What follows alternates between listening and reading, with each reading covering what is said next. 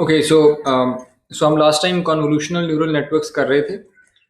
और हमने कन्वोल्यूशन देखी थी, 2D में कन्वोल्यूशन देखी थी। बेसिकली इमेज के ऊपर से एक मास्क आप स्लाइड करते हैं और जहाँ जहाँ मास्क रखते जाते हैं वहाँ पे डॉट प्रोडक्ट लेते रहते हैं मास्क का, और मास्क के नीचे इमेज का जो कंटेंट है उनका डॉट प्रोडक्ट लेते हैं। वो एक नंबर आ जाता है, उस एक नंबर को आप मास्क के सेंटर पे या मास्क का जो एंकर है वो वाली लोकेशन पे नई इमेज में स्टोर कर देते हैं। और बाउंड्रीज के साथ डील करना, यानी मास्क जो है वो बाहर भी जा सकता है। अगर आपने बाउंड्री पे रखा है तो कुछ मास्क बाहर चला जाएगा। जब मास्क बाहर जाता है तो आप ज़ीरो पैडिंग कर देते हैं।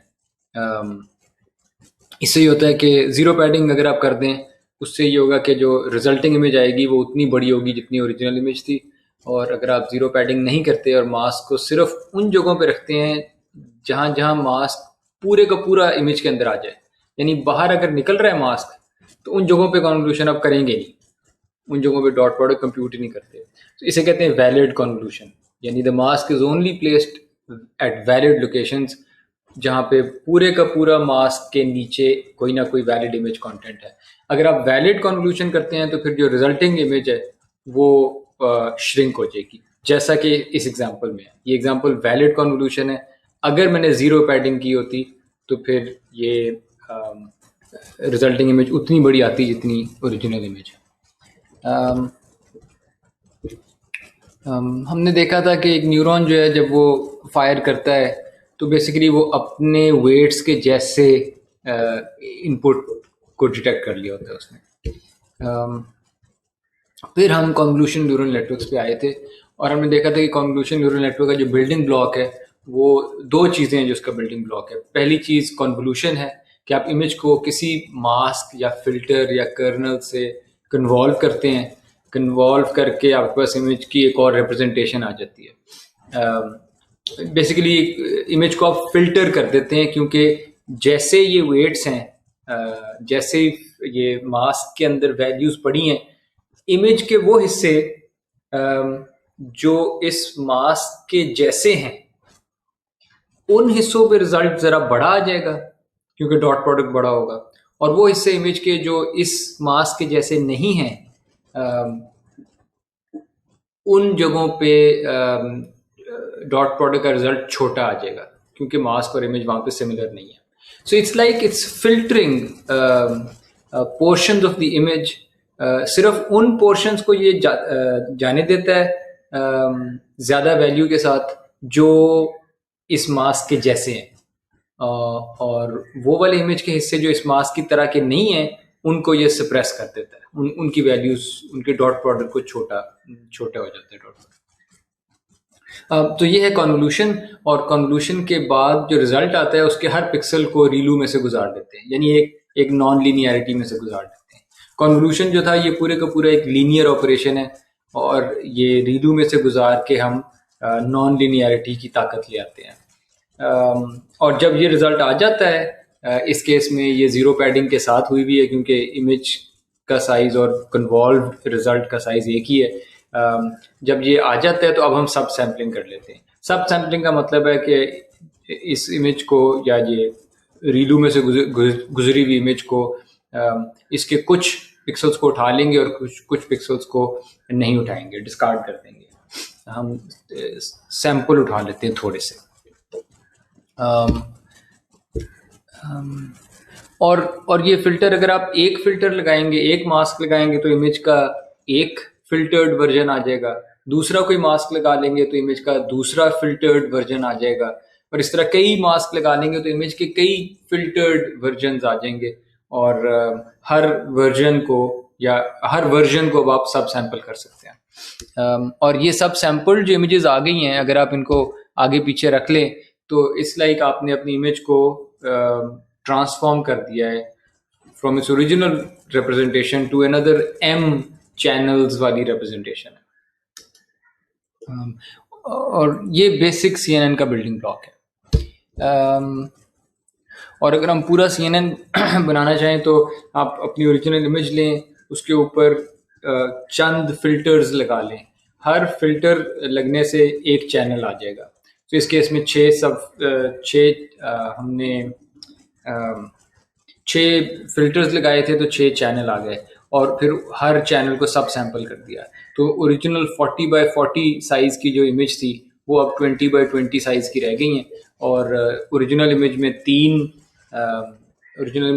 3 चैनल थे और ये जो इमेज को ट्रांसफॉर्म कर दिया हमने इधर, अब इमेज के अंदर 6 चैनल्स आ गए हैं ट्रांसफॉर्म्ड वर्जन में। और ये कन्वोल्यूशन प्लस सब सैम्पलिंग वाला काम आप रिपीटेडली कर सकते हैं कई दफ़ा। इस एग्जांपल में सिर्फ 2 दफ़ा हुआ है कि अब ये जो 6 चैनल्स वाली इमेज की रिप्रेजेंटेशन आ गई है, इसके ऊपर अब हम दोबारा 12 फिल्टर्स लगाते हैं और हर फिल्टर से एक चैनल आ जाता है। तो यहाँ 12 चैनल बन जाएंगे और उनको रीडू में से गुजारेंगे और फिर उनको सब सैंपल करेंगे, तो ये सब सैंपल्ड 12 चैनल्स आ गए। चूँकि यहाँ पे इमेज का साइज 20x20 था, अब सेकेंड सब सैम्पलिंग के बाद 10x10 साइज रह जाता है।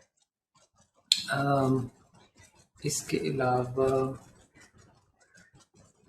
और उसके बाद हमने उसके बाद ये जितने भी पिक्सल्स यहाँ पे पड़े हैं 10x10x12 1200 पिक्सल्स हैं, उनको सिर्फ हम वेक्टराइज कर देते हैं, वेक्टर फॉर्म में एक दूसरे के नीचे रख देते हैं, तो ये 1200x1 का एक वेक्टर आ जाता है। और ये जो वेक्टर आया है, this is some representation of your input image. यानी जो सारी कन्वोल्यूशन और सब सैम्पलिंग की जितनी मर्जी आपने ज़्यादा लेयर्स इसके अंदर हों, ये सारी मेहनत से जो फाइनल नतीजा निकला है वो ये निकला है कि आपकी original input image I has been transformed into a vector, ठीक है, let's call it vector x।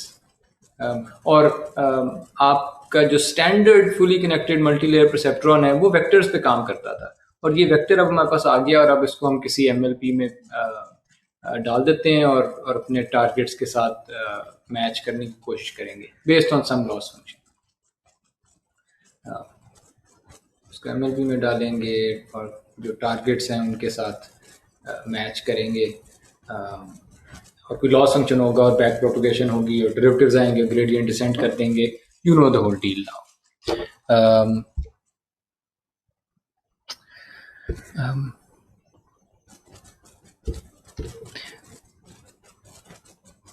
Okay, so ये तो सारी समरी थी। अब आगे चलते हैं। अभी यहाँ तक कोई सवाल आप लोगों का?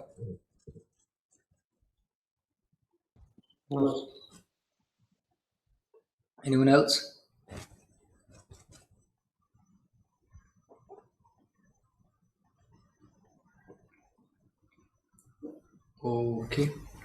ओके, सो देख लेते हैं कि स्टैंडर्ड जो MLP था या स्टैंडर्ड न्यूरल नेटवर्क था और जो कन्वोल्यूशनल न्यूरल नेटवर्क है, इस पे फ़र्क क्या है। एक आम ट्रेडिशनल न्यूरल नेटवर्क में एक न्यूरॉन पिछली लेयर के हर न्यूरॉन से कनेक्टेड होता है। ये वाला न्यूरॉन पिछले 5 न्यूरॉन से कनेक्टेड है, ये वाला न्यूरॉन भी पिछले 5 न्यूरॉन से कनेक्टेड है। इसे कहते हैं global receptive fields. Receptive field होती है, रिसेप्टिव फील्ड किसी न्यूरॉन की होती है कि पिछली लेयर में कहाँ देख रहा है, पिछली लेयर में किस किस न्यूरॉन से कनेक्टेड है। यानी इस न्यूरॉन की रिसेप्टिव फील्ड पिछले ये वाले 5 न्यूरॉन्स हैं और पिछली लेयर में चूंकि हैं ही सारे, यही 5 ही हैं, सारे के सारे यही हैं, इसलिए हम कहेंगे कि इस न्यूरॉन की रिसेप्टिव फील्ड ग्लोबल है। This neuron looks at the whole previous layer. इस न्यूरॉन की भी receptive field global receptive field है। This neuron is connected to, या this neuron takes input from, या this neuron looks at the whole of the previous layer. इन्हें global receptive fields कहते हैं। इसके अलावा हर न्यूरॉन के अपने सेट ऑफ वेट्स हैं। सो इस न्यूरॉन के जो 5 वेट्स हैं, ये वाले, इस न्यूरॉन के जो 5 वेट्स हैं, ये इसके अपने हैं, और इस न्यूरॉन के ये 5 वेट्स, ये इसके अपने कोई और फर्क है, ठीक है। हर न्यूरॉन के अपने वेट्स होते हैं और वो पिछली लेयर के हर न्यूरॉन को देख रहे होते हैं। CNN में क्या होता है? CNN में ये दोनों बातें नहीं होती। CNN में लोकल रिसेप्टिव फील्ड होती है, यानी जो न्यूरॉन है एक, ये अपने हिसाब से चंद न्यूरॉन्स को देख रहा होता है। ये वाला न्यूरॉन अपने हिसाब से पीछे चंद न्यूरॉन्स को देख रहा होता है, ठीक है। यूजली इट हैपन्स के बिल्कुल अपने से पीछे वालों को देख रहे होते हैं, क्योंकि हम एक्चुअली अक्सर CNN जो है वो इमेजेस पे काम करते हैं, तो ये वाला जो न्यूरॉन है यहाँ पे, ये पिछली लेयर में अपने जो इसके कॉरस्पॉन्डिंग जो पीछे कोई लेट्स से 3x3 अगर कोई एरिया है, ठीक है, तो ये न्यूरॉन अपने कॉरस्पॉन्डिंग 3x3 विंडो को देख रहा होगा, यानी इन 9 न्यूरॉन्स को। इधर वाला कोई न्यूरॉन है अगर लेट्स से ये वाला, तो ये न्यूरॉन अपने पीछे कोई अगर ये बाउंड्री वाला है तो ये मे बी 2x2 का एरिया देख रहा होगा एंड सो ऑन। तो CNNs के अंदर जो न्यूरॉन्स हैं उनकी लोकल रिसेप्टिव फील्ड्स होती हैं, ग्लोबल नहीं होती, सारों को नहीं देख रहे होते, they are very sparse receptive fields. एक न्यूरॉन बहुत कम जगहों पे देख रहा होता है, विच मीन्स के वेट्स बहुत थोड़े होते हैं। यानी यहाँ पे एक आर्म न्यूरल नेटवर्क में यू वुड हैव हैड इस न्यूरॉन के 5 वेट्स प्लस इस न्यूरॉन के 5 वेट्स दोनों के, और 10 वेट्स आ जाते हैं, ठीक है। और अगर और न्यूरॉन्स होते और तो 5+5+5+5+5 ज़्यादा होते जाते। लेकिन CNN के अंदर ये न्यूरॉन 5 को नहीं देख रहा है, ये न्यूरॉन सिर्फ 3 को देख रहा है, तो इसके 3 हैं प्लस दूसरे वाले के भी 3 हैं, तो कम हो गए, 10 की बजाय 6 हो गए। लेकिन देयर इज फर्दर रिडक्शन, जो वेट्स हैं वो शेयर्ड है, यानी ये वाला न्यूरॉन जिस वेट के साथ इसको देख रहा है, ये वाला सेकंड न्यूरॉन भी अपने पहले वाले को उसी वेट के साथ देख रहा है। सो कलर कोडिंग से आपको हिंट मिल जाएगी, ये ग्रीन है, ये भी वो वाला ग्रीन है, ये वाला डार्क ग्रीन है, ये भी वही वाला डार्क ग्रीन है, ये वाला ब्राउनिश है, ये भी वही वाला ब्राउनिश कनेक्शन है। सो जौन से वेट्स इसके हैं वही वेट्स इसके हैं, they are equal, they are coupled, they are shared weights, ये दोनों इक्वल है। तो there is really there not 3+3+3+3+3 weights, जहाँ जितने मर्जी न्यूरॉन होते, चाहे 1 करोड़ न्यूरॉन होते इधर, आपके नंबर ऑफ वेट्स 3 ही होने थे, हर न्यूरॉन के वही वेट्स हैं। So it's a huge reduction in the number of weights. और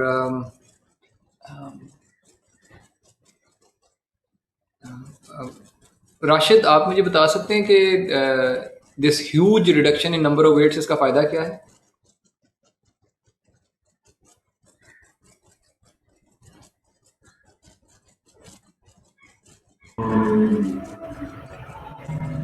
सॉरी सर, मैंने थोड़ा लेट ज्वाइन किया है, आपकी आवाज ही स्टार्ट थी। अच्छा, इससे कंप्यूटेशनली फास्ट हो जाएगा अगर नंबर ऑफ वेट्स कम होगा, तो इसका मतलब ट्रेनिंग टाइम कम हो रहा होगा। ट्रेनिंग टाइम का एक दफ़ा आपने पहले भी जिक्र किया था, मैंने कहा था ट्रेनिंग टाइम कोई चीज़ नहीं होती, मैंने एक और टर्म यूज़ की थी। I can't recall right now. Convergence time, time to convergence. जी। And really that's not, यानी that is one concern in deep learning, लेकिन that's not the main concern. Main concern तो परफॉर्मेंस होती है कि आपकी एक्यूरेसी कितनी है। तो उस लिहाज से क्या फ़ायदा है? वेट्स कम हो गए मेरे, क्या फ़ायदा होगा मुझे?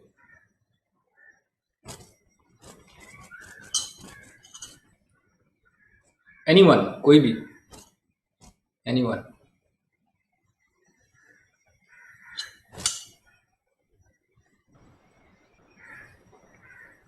Sir number of weights actually अगर हम दूसरी तरह से देखते हैं, नंबर ऑफ वेट्स एक्चुअली हमारे नेटवर्क के अंदर या हम जल्दीकली अगर देखेंगे तो कोएफिशिएंट्स होते हैं। हमने वहां पे ऑप्टिमाइजेशन में पढ़ा था कि अगर वो नंबर ऑफ कोएफिशिएंट्स अगर कम हो जाते हैं, इसका मतलब है कि फंक्शन ओवरफिट नहीं कर रहा है, और एग्जैक्टली एक्चुअली फंक्शन लर्न करने वाला है ना। तो अगर वो फंक्शन है जिसकी के डिग्री है से 200 और उसमें 200 वेट्स, और कंपैरिजन में दूसरा फंक्शन है उसकी डिग्री 20 और उसमें 20 कोएफिशिएंट 20 वेट्स, इसका मतलब है कि वो ज्यादा बेहतर, वो एग्जैक्टली ओवरफिट नहीं कर रहे, ओवरफिटिंग के चांस कम हो गए, चांसेस कम हो गए। Overfitting, exactly, that's correct. जब आपके वेट्स कम हो जाते हैं तो आप ओवरफिटिंग का चांस कम हो जाता है, आपकी जनरलाइजेशन बेहतर हो जाती है, ठीक है। जी तो you will often see in CNNs कि अगर सिर्फ CNN वाला आर्किटेक्चर है, यही शेयर्ड वेट्स वाला, तो उसमें आप देखेंगे कि रेगुलराइजेशन बहुत ज़्यादा नहीं की होती लोगों ने, ड्रॉप आउट नहीं इम्प्लीमेंट किया होगा CNN के साथ, क्योंकि CNN में पहले ही वेट्स कम होते हैं। तो CNN में मतलब होती है रेगुलराइजेशन CNN में भी, लेकिन उतनी ज़्यादा करने की ज़रूरत नहीं होती जितनी एक आम आम ट्रेडिशनल नेटवर्क में करने की ज़रूरत होगी, क्योंकि इसके वेट्स पहले ही कम है। तो इसकी वजह से रेगुलराइजेशन वैसे ही आई हुई है इसके अंदर। ओके, तो CNN के अंदर एक तो हो गए लोकल रिसेप्टिव फील्ड, फिर हो गया शेयर्ड वेट्स, और अगर मैं 2D में देखूं तो 2D में जॉन से 9 वेट्स के साथ ये अपनी लोकल रिसेप्टिव फील्ड को देख रहा था, ये वाला न्यूरॉन अगर पीछे ले से 3/3 को देख रहा है, तो जॉन से 9 वेट्स के साथ ये अपने पीछे देख रहा था। उन्हीं 9 वेट्स के साथ ये वाला न्यूरॉन अपने पीछे 3/3 नेबरहुड को देख रहा होगा। हर न्यूरॉन उसी 3/3 उन्हीं 9 वेट्स के साथ अपनी रिसेप्टिव फील्ड्स को देख रहे हैं। और वो वेट्स क्या थे? वो वही मास्क था जो हम कह रहे थे 3/3 का मास्क है, जिससे आप कन्वॉल्व कर रहे थे। क्योंकि वो मास्क आप यहाँ पे रखते थे, कहीं किसी भी जगह पे रखते थे मास्क, और डॉट प्रोडक्ट करते थे, और उस डॉट प्रोडक्ट का जो आंसर है वो इधर के न्यूरॉन पे जाके रख देते थे, ठीक है। यानी हर न्यूरॉन उन्हीं वेट्स की वजह से बन रहा था। तो कन्वोल्यूशन का मतलब ही है, जो कन्वोल्यूशन करते हैं इसका मतलब है कि आपने हर न्यूरॉन को सेम वेट्स दे दिए, so it's shared weights that way.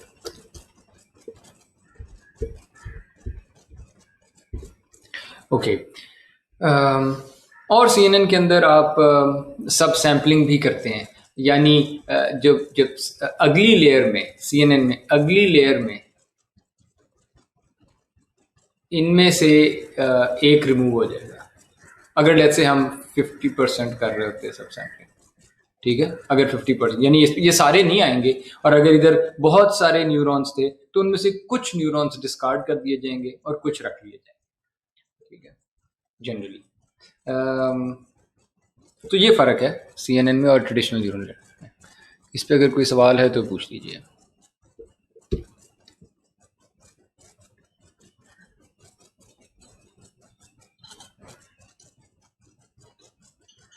Okay, ये सारी बातें एक्चुअली ये आप लोगों के लिए हैं। आप जब खुद स्लाइड्स बाद में देख रहे होंगे तो आप इसको देख लीजिएगा। ये सारी वही बातें जो मैं कर चुका हूँ।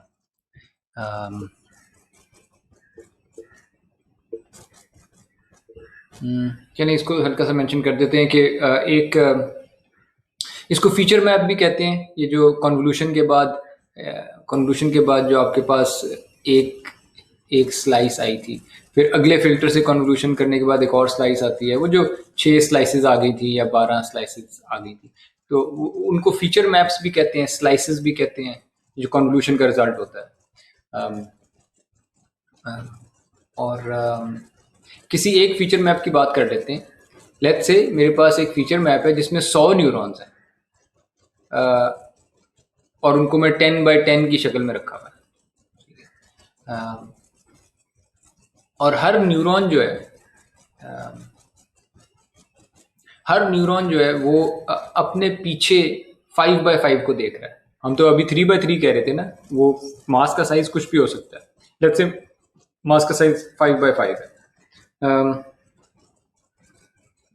तो ये जो पूरे के पूरे 100 न्यूरॉन्स हैं,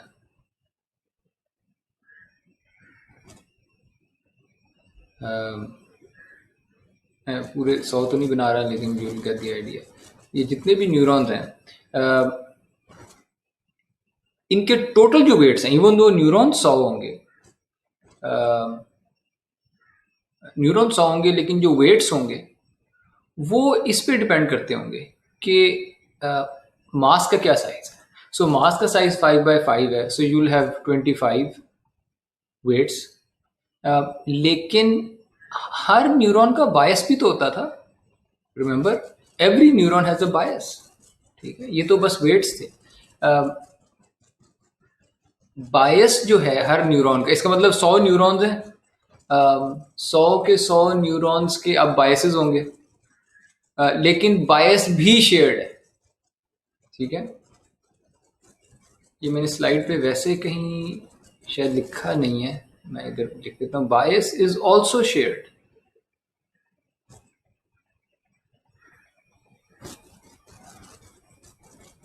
ठीक है, विच मीन्स कि ये इस पूरे 100 न्यूरॉन्स के जो टोटल वेट्स हैं, टोटल पैरामीटर्स हैं, वो है 5 इंटू 5 प्लस 1, 26 वेट्स हैं इस जितने। और अगर ये लेट्स से 100 ना होते, ये 1000 न्यूरॉन्स होते, ये 10,000 न्यूरॉन्स होते, एज लॉन्ग एज ये 10,000 न्यूरॉन्स एक ही स्लाइस के हैं, वेट्स इतने ही होते।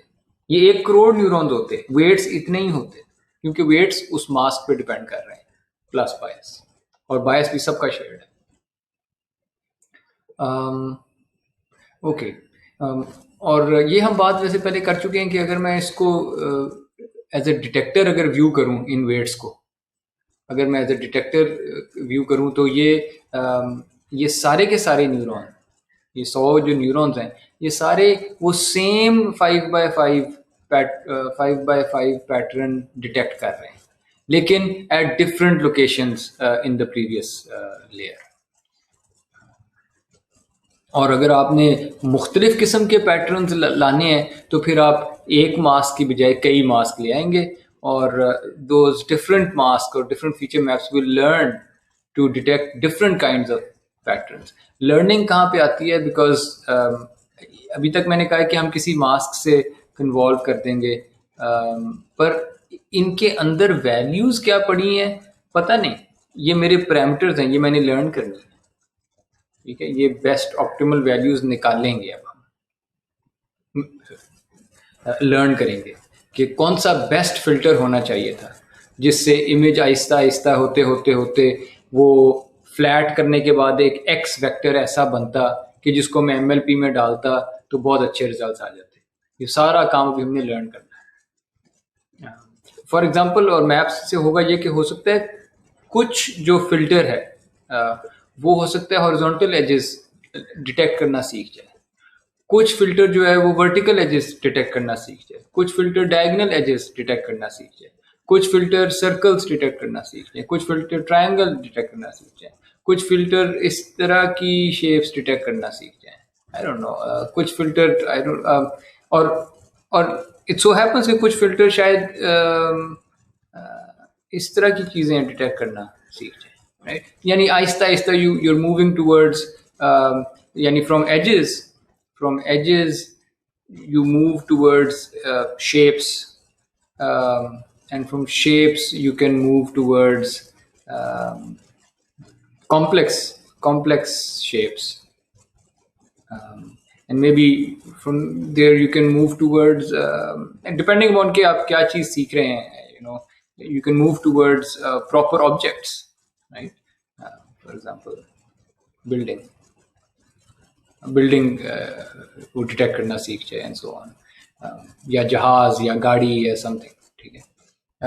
तो इट टर्न्स आउट कि कन्वोल्यूशनल न्यूरल नेटवर्क्स में you can actually visualize these things, और असल में वैसे ऐसा ही हो रहा होता है कि जो शुरू की कन्वोल्यूशन लेयर्स हैं, शुरू की कन्वोल्यूशन लेयर्स के जो फिल्टर्स हैं वो ये बेसिक किस्म के डिटेक्टर्स होते हैं, और फिर जो अगली आगे प्रोसीड करते जाते हैं डीपर कन्वोल्यूशन लेयर्स, वो ज़्यादा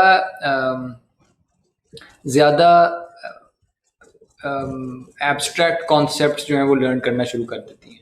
इन इस तरह के फीचर्स को उठा के वो बड़े बड़े किस्म के हायर ऑर्डर फीचर्स डिटेक्ट करना शुरू कर देते हैं, और एज यू कीप गोइंग जो अगली कन्वोल्यूशन लेयर्स हैं वो और ज़्यादा कॉम्प्लेक्स फीचर्स लर्न करना शुरू कर देते हैं।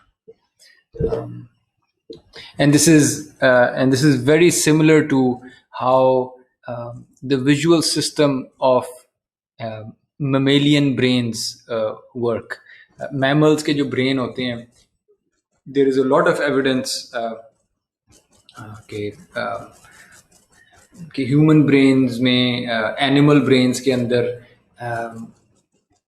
जो विजुअल सिस्टम है वो भी इसी तरह काम कर रहा होता है कि कुछ न्यूरॉन्स होते हैं वो एजेस की तरह की चीज़ें डिटेक्ट करते हैं और ये न्यूरॉन्स आगे कनेक्टेड होते हैं, इनकी आउटपुट फीड हो रही होती है एक और लेयर ऑफ न्यूरॉन्स को जो फिर शेप्स की तरह की चीज़ें डिटेक्ट कर रहे होते हैं और उनकी आउटपुट आगे फीड हो रही होती है कुछ और न्यूरॉन्स को हायर लेवल जो फिर ज़्यादा कॉम्प्लेक्स शेप्स करते। तो यानी ये हायरार्किकल नेचर जो है न्यूरॉन्स का ये बायोलॉजिकल ब्रेन्स के अंदर भी है।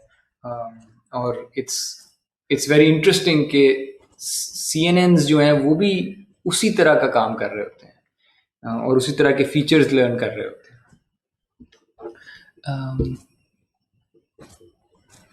ओके, ये सब हो गया।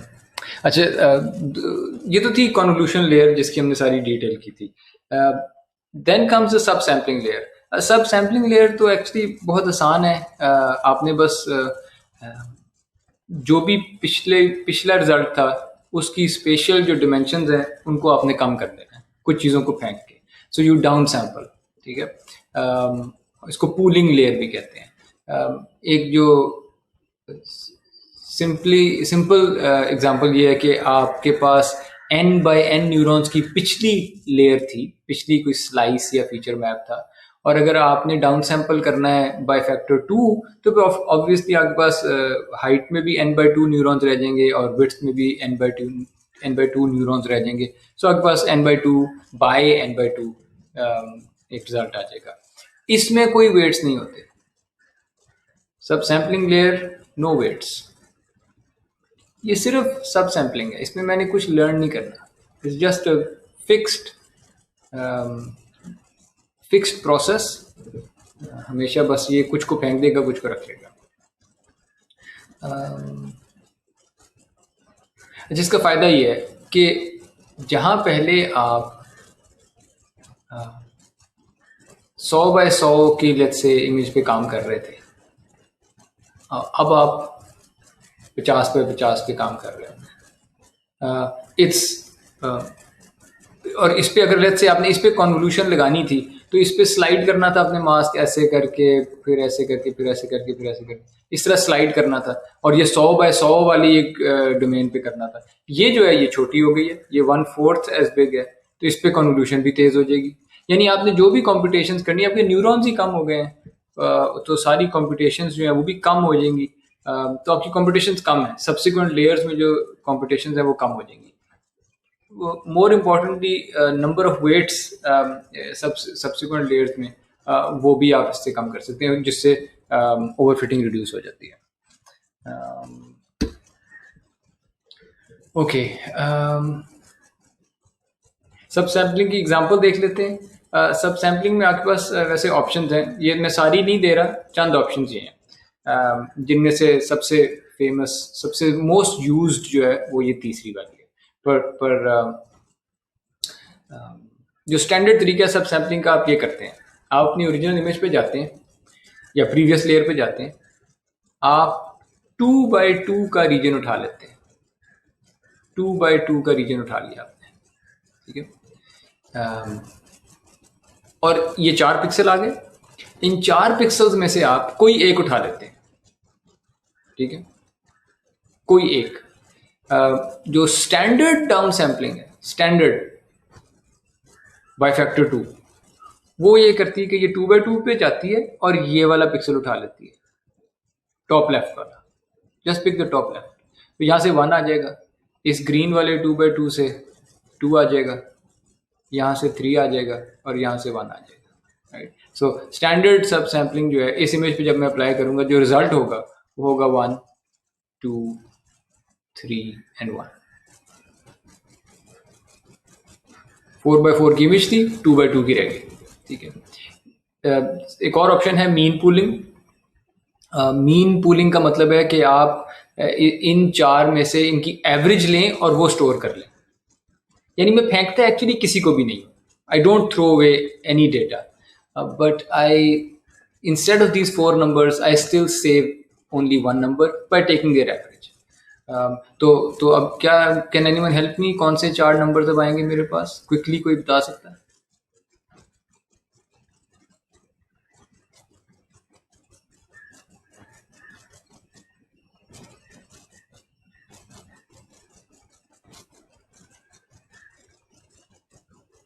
13 by 4,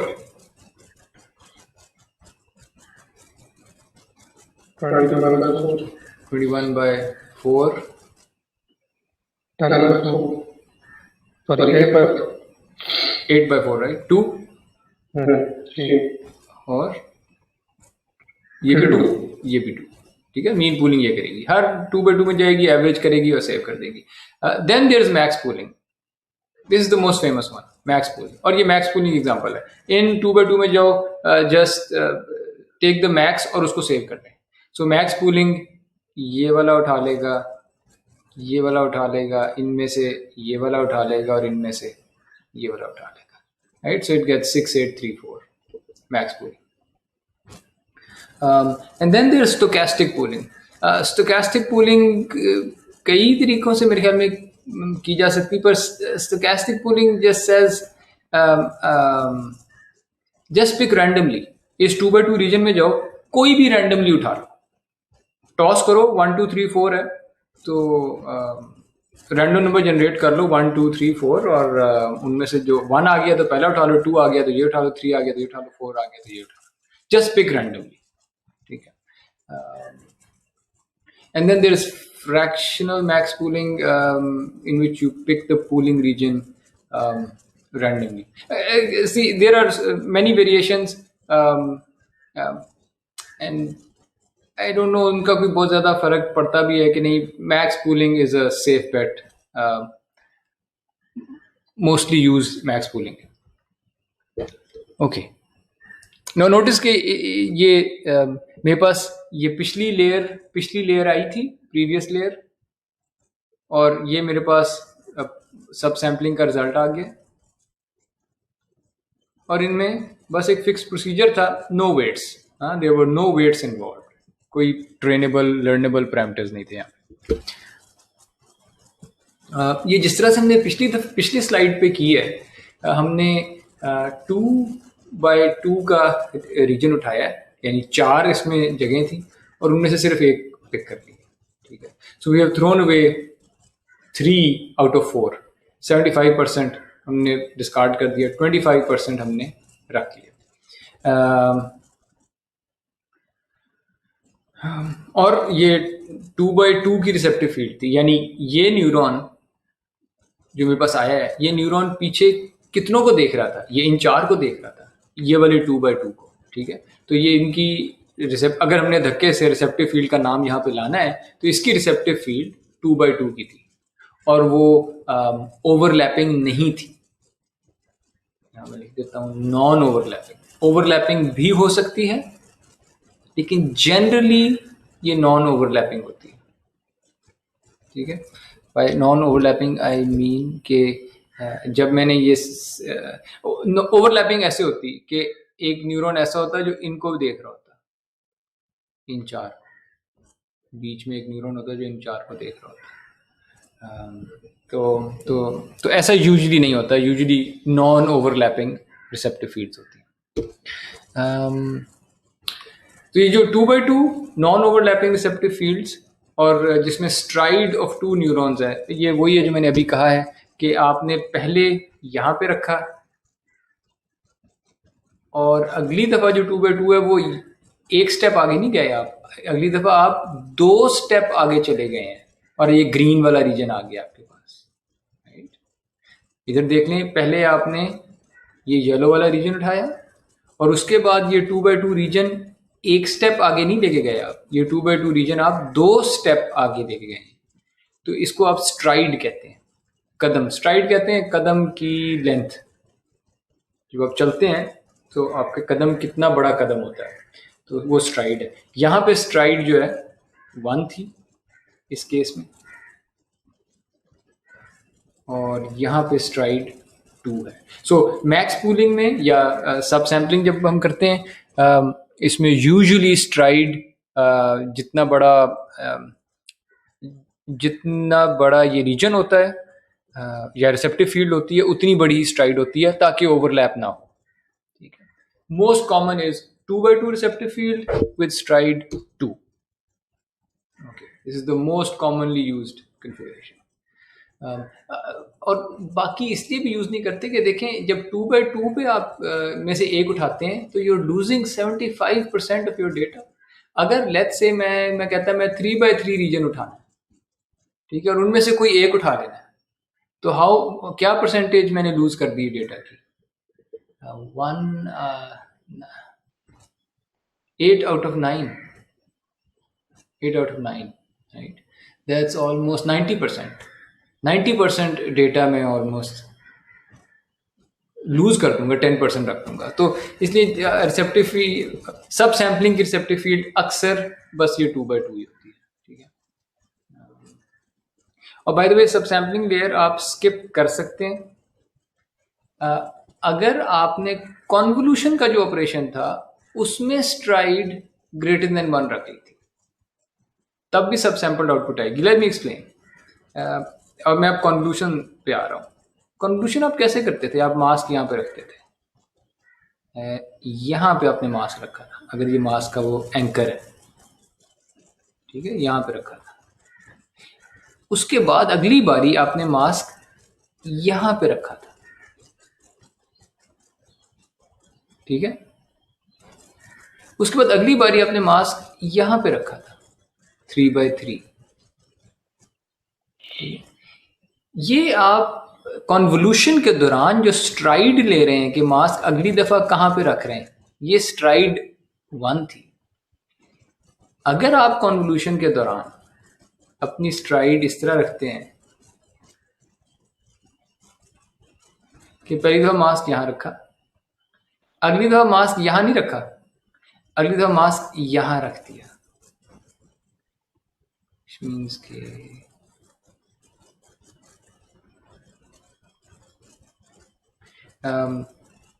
और अगली दफा मास्क यहाँ रख दिया.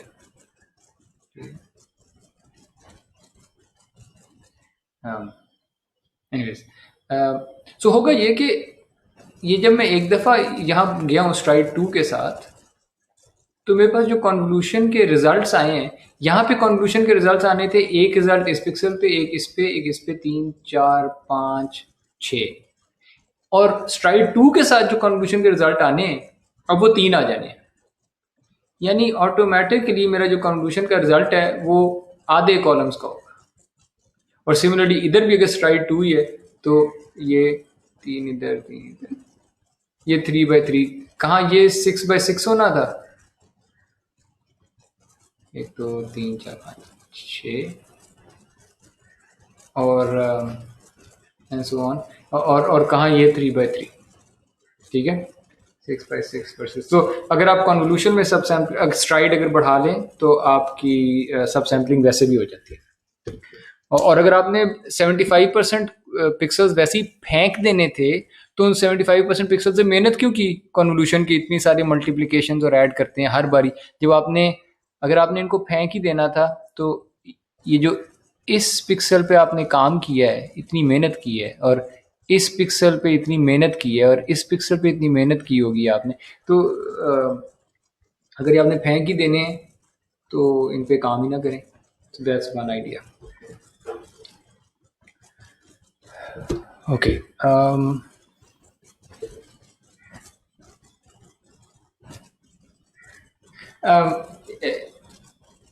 ये मैं आप लोगों के लिए छोड़ देता हूँ कि सब सैम्पलिंग जब आप करेंगे तो मसलन अगर आप जब इम्प्लीमेंट करने लगते हैं तो इम्प्लीमेंटेशन में you need to worry about कि अच्छा मेरा अगर इनपुट प्रीवियस लेयर का ये साइज था तो अगली का ये साइज होगा. Sometimes you have to in some languages you have to declare variable, you have to initialise arrays का साइज रखना पड़ता है, पहले बताना पड़ता है एंड सो ऑन. तो ये कुछ इम्प्लीमेंटेशन के लिए आपको इसमें मटेरियल है. जब आप इम्प्लीमेंट करेंगे तो this slide will be helpful. ठीक है, ये सिर्फ ये बता रहा है कि अगर इनपुट वॉल्यूम जो है उसमें विड्थ इतनी है, हाइट इतनी है और चैनल्स इतने हैं, तो सब सैम्पलिंग के बाद आपकी जो आउटपुट निकलेगी उसकी विड्थ, हाइट और चैनल्स कैसे निकालेंगे. सब सैम्पलिंग जो है वो चैनल्स पे कोई फर्क नहीं डालती. सो D1 और D2 तो बराबर ही होंगे, लेकिन विड्थ और हाइट कैसे आएगी ये वो लिखा हुआ है for any given STRIDE. STRIDE अगर 2 है, 3 है, 1 है, रिसेप्टिव फील्ड अगर 3/3 है, 5/5 है, बट ये फॉर्मूला दिया हुआ है कि सब सैम्पलिंग का कैसे साइज पता चलेगा। जो फाइनल चीज़ होती है CNN के अंदर, सो कन्वोल्यूशन करते हैं, फिर सब सैम्पलिंग करते हैं, फिर कई दफ़ा कन्वोल्यूशन सब सैम्पलिंग, कन्वोल्यूशन सब सैम्पलिंग, कन्वोल्यूशन सब सैम्पलिंग कई दफ़ा कर लेते हैं। और फाइनली अब बस आप वेक्टराइज कर देते हैं, फ्लैटेंड एक वो वेक्टर आ जाता है एक्स, और उस एक्स को आप एक fully connected multi layer perceptron में डाल देते हैं। और उस fully connected multi layer perceptron की जो लास्ट लेयर है, MLP की जो लास्ट लेयर है, MLP की जो लास्ट लेयर है, उसको आप उसमें न्यूरॉन्स होते हैं इक्वल टू जो आपका टारगेट का जो भी वेक्टर का साइज होता है, ठीक है। और उसमें एक्टिवेशन फंक्शन जो होगा वो ये जो वो डिपेंड करेगा कि आपने कौन सी प्रॉब्लम सॉल्व करनी है। अगर क्लासिफिकेशन प्रॉब्लम है तो क्रॉस एंट्रोपी होगी। ये जो loss functions for machine learning वाला लेक्चर था उसमें ये बताई हुई बातें। अगर रिग्रेशन है तो L2 लॉस होगा, राइट, जिसको हाफ सम स्क्वेयर्ड एरर कहते थे हम, या सम स्क्वेयर्ड एरर, L2 लॉस की बेस पे था वो, यूक्लिडियन नॉर्म जिसे कहते हैं। ये बात हम कर चुके हैं कि जो फ्लैटेंड लेयर है आखिरी, ये सिर्फ एक ट्रांसफॉर्मेशन थी कि आपके पास x, अच्छा x अब मैं, चलिए इसको x नहीं कहता, इसको काट देते हैं। क्या आपके पास जो इनपुट आई थी, वो इनपुट है, वो चाहे इमेज थी, जो भी चीज़ थी इनपुट, जो भी चीज़ थी इनपुट, आपने उसको कन्वोल्यूशंस और सब सैम्पलिंग और ये सारे CNN के बहुत सारे काम यहाँ पे हो रहे थे, उनमें से गुजार के जब फाइनल फ्लैटनिंग किया आपने, वेक्टराइज कर दिया, तो ये जो चीज़ आई है इसको हम कह रहे हैं this is some transformed version of x, ठीक है। This is phi of x, phi is a vector, ठीक है। This is some phi of x, it's a transformation, it's a representation of the image, और ये वो representation है जिसको हम एक मल्टी लेयर परसेप्ट्रॉन में डाल देंगे, right, because that's what multi layer perceptrons do. Multi layer perceptrons vectors उनके अंदर इनपुट करते हैं आप इनपुट लेयर पे, और वो वेक्टर्स फिर बहुत सारी हिडन लेयर्स में से गुजरते हैं, ट्रांसफॉर्म हो के बहुत सारे वेट्स के साथ, फुली कनेक्टेड, राइट,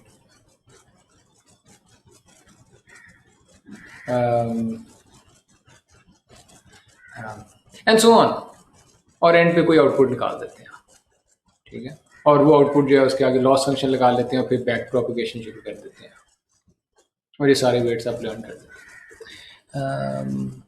तो ये जो फ्लैटेंड लेयर की जो आउटपुट है, फ्लैटेंड लेयर खुद, फ्लैटेंड लेयर में जो नंबर्स पड़े हैं उसको हम कहते हैं कि it's a representation of the input, and it's like,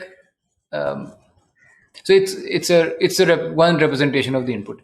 ये जो पहले लेयर्स थी, यानी इस फ्लैटनिंग से पहले कोई कॉन्वोल्यूशन लेयर का रिजल्ट, उससे पहले कोई सब सैंपल लेयर का रिजल्ट, उससे पहले कोई उससे पिछली कॉन्वोल्यूशन लेयर का रिजल्ट, उससे पहले सब सैंपलिंग लेयर का रिजल्ट, ये जो पहले पड़े थे रिजल्ट्स, ये भी एक्स की वजह से बने हैं, ये एक्स को ट्रांसफॉर्म करके बने हैं सारे। तो ये जितनी भी पिछली लेयर्स की में जो चीज़ें पड़ी हैं वो एक्स की इंटरमीडिएट रिप्रेजेंटेशन है। इसको अगर आप फाइनल कह लें, अगर इस रिप्रेजेंटेशन को आप फाइनल कह दें, राइट,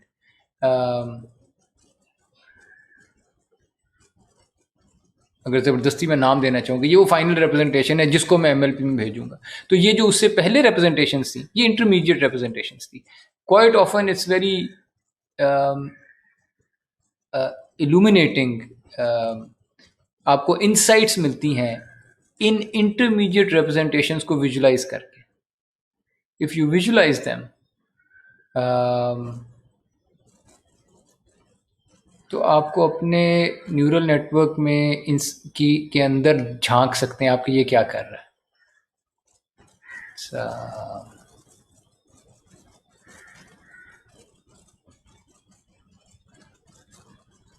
ठीक है। ये वो काम है जो मैंने कहा था कि शुरू के न्यूरॉन्स क्या कर रहे हैं, क्या वो एजेस डिटेक्ट करते हैं,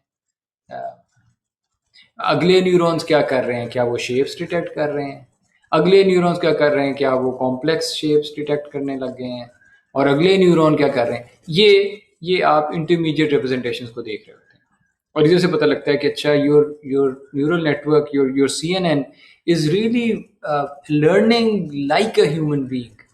पहले ये सिंपल चीजें डिटेक्ट करता है, फिर ये more complex and then more complex and then more complex, just like neurons in our brain. First the earlier neurons detect simple things and then more complex and more complex.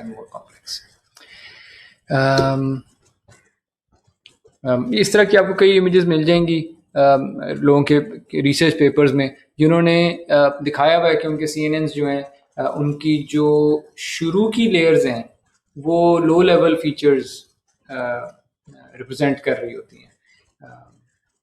यानी for example अगर car आप input करेंगे तो इस car वाली image की जो इस पे कॉन्वोल्यूशन जब लगेगी, कॉन्वोल्यूशन सब सैम्पलिंग, जो लोअर लेवल पे लेयर्स हैं उनको दिखाते हैं कि this is just so car वाली इमेज जब आप इनपुट करते हैं तो लोअर लेवल की जो कॉन्वोल्यूशंस हैं उन्होंने इस गाड़ी वाली इमेज को किस तरह से ट्रांसफॉर्म किया होता है, वो एजेस, इसेंशियली एजेस ही डिटेक्ट कर रहे हैं, डायगोनल, हॉरिजॉन्टल, वर्टिकल, और कुछ न्यूरॉन्स हैं जो कलर्स वाला कलर इंफॉर्मेशन भी रिप्रेजेंट कर रहे हैं। फिर जो मिडिल लेवल की कुछ कॉन्वोल्यूशन लेयर्स हैं वो ज़रा से हायर लेवल कॉन्सेप्ट्स डिटेक्ट कर रहे हैं कि जैसे अब सर्कुलर चीज़ें आने लग गई हैं, कर्व्ड चीज़ें आने लग गई हैं, गाड़ी की ग्रिल में भी गाड़ी की ग्रिल की तरह की चीज़ें, दरवाजे इस तरह। और फिर जो हायर लेवल कॉन्वोल्यूशन लेयर्स हैं उन्होंने इस इमेज को जब ट्रांसफॉर्म किया है तो उन्होंने और भी ज़्यादा शार्प, प्रिसाइज किस्म के कॉन्सेप्ट, बड़े स्पेसिफिक कॉन्सेप्ट्स जो हैं वो लर्न करने लग जाते हैं। फॉर एग्जांपल ये टायर की तरह की कोई चीज़ है, ये टायर की तरह की चीज़ें, टायर की तरह की चीज़ें हैं, and so on. For example गाड़ियों की एक ख़ास इंडिकेशन ही ये है कि टायर होंगे, right. So it's nice, it's satisfying to know कि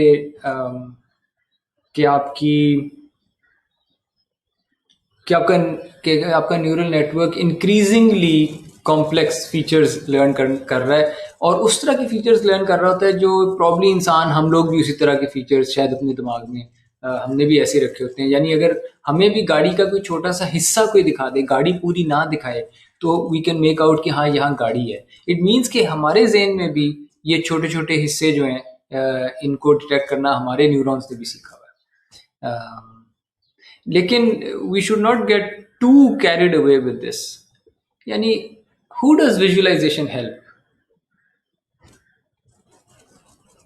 विजुअलाइजेशन helps humans, right? मेरा लेकिन इस पे कमेंट ये है, who cares if it helps humans? What if it didn't help humans? यानी अगर विजुलाइज हमने किया है और हमें कुछ समझ आ गई कि इसने ये लर्न किया है, तो ये नेसेसरी नहीं है कि ये अच्छी बात है। What if इसने इस तरह के फीचर्स निकाल लिए होते जो हम बिल्कुल इंटरप्रेट ना कर सकते? So what? All we care about या all we should care about is कि जब आप एक इनपुट देते हैं उसको ये इवेंचुअली ट्रांसफॉर्म करता है phi of x में, जो फ्लैटेंड वेक्टर था, और उसको MLP में आप डालते हैं और MLP से कोई आप आउटपुट निकालते हैं y। All I need to care about really at the end of the day is कि y t से कितना दूर है, क्या टारगेट्स की तरह का है या नहीं है, ठीक है।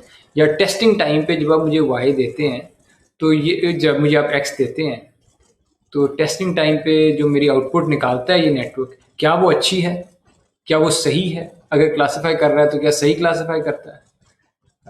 वैल्यू प्रिडिक्ट कर रहा है कोई रिग्रेशन वाली, तो क्या वो सही कर रहा है? That's what I am concerned about. ये visualisation, we should not get carried away with this.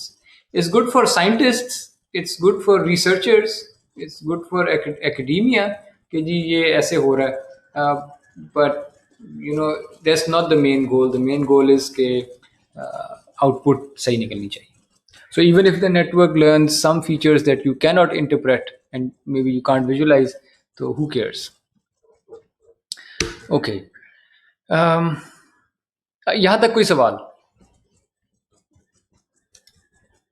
Any questions?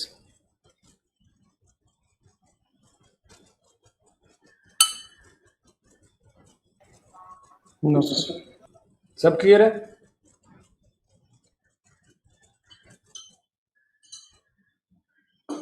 Okay. अब as I have started saying lately, and as I will increasingly more frequently state in the future as well, अब आप 2-3 गहरे सांस ले लें. अब मुश्किल चीज़ आने लगी है, इसलिए आपने मेरे साथ रहना है. Back propagation in CNNs. If you're not careful, this can be a really tricky subject. But if you break it down, if you break it down properly, carefully, तो फिर ये समझ आ जाती है. So let's start breaking it down. हमारा एक CNN है क्या? CNN में इमेज आई, आपने कॉन्वोल्यूशंस की, उन कन्वॉल्व रिजल्ट्स को रीलू में से गुजारा, सब सैंपल किया, पहला रिजल्ट आ गया. फिर आपने दोबारा कॉन्वोल्यूशंस की, सब सैंपल किया, दूसरा रिजल्ट आ गया, एंड यू केप्ट गोइंग. जब सारा कुछ हो गया तो आपने फ्लैटनिंग की, ये वेक्टर आया, इस वेक्टर को MLP में डाल दिया. ट्रेनिंग में क्या होगा? ट्रेनिंग में आप ये इमेज आए यहाँ पे देंगे, MLP में से ये गुजरेगा और कोई y आ जाएगा. लेट्स से रिग्रेशन प्रॉब्लम थी, ठीक है? तो मेरे पास कोई लॉस फंक्शन होगा जिसके अंदर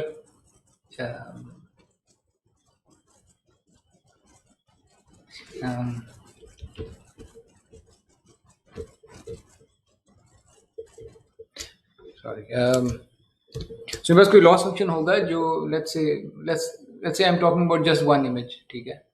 nth इमेज जब आ रही है तो yn जो वेक्टर आया है मेरे पास -tn जो टारगेट वेक्टर है, और उसका जो स्क्वायर है, ये मेरा लॉस है. मैंने हाफ नहीं लिखा फिलहाल. तो ये पूरी चीज़ जो है ये डिफरेंशिएबल है, आप डेरिवेटिव्स कंप्यूट कर सकते हैं सारे के सारे.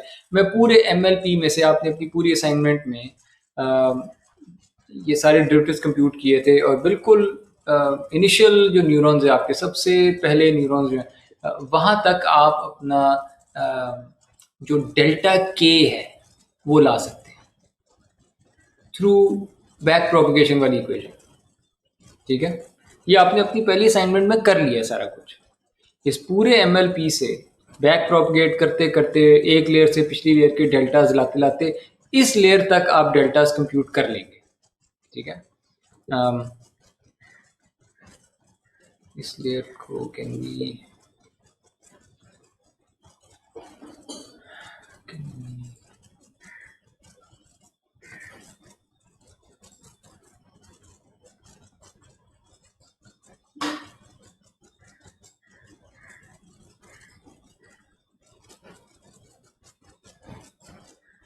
इससे जूम नहीं होता. सो यहाँ पे कई न्यूरॉन्स हैं, हर न्यूरॉन का आप इस पहले वाले का डेल्टा 1 कंप्यूट हो जाएगा, दूसरे वाले का डेल्टा 2 कंप्यूट हो जाएगा, तीसरे वाले का डेल्टा 3 एंड सो ऑन, सारों के डेल्टा. तो यहाँ 1200 न्यूरॉन्स हैं, यहाँ मेरे पास एंड पे डेल्टा 1200, ठीक है? ये सारे न्यूरॉन्स के डेल्टा मेरे पास कंप्यूट हो जाएंगे.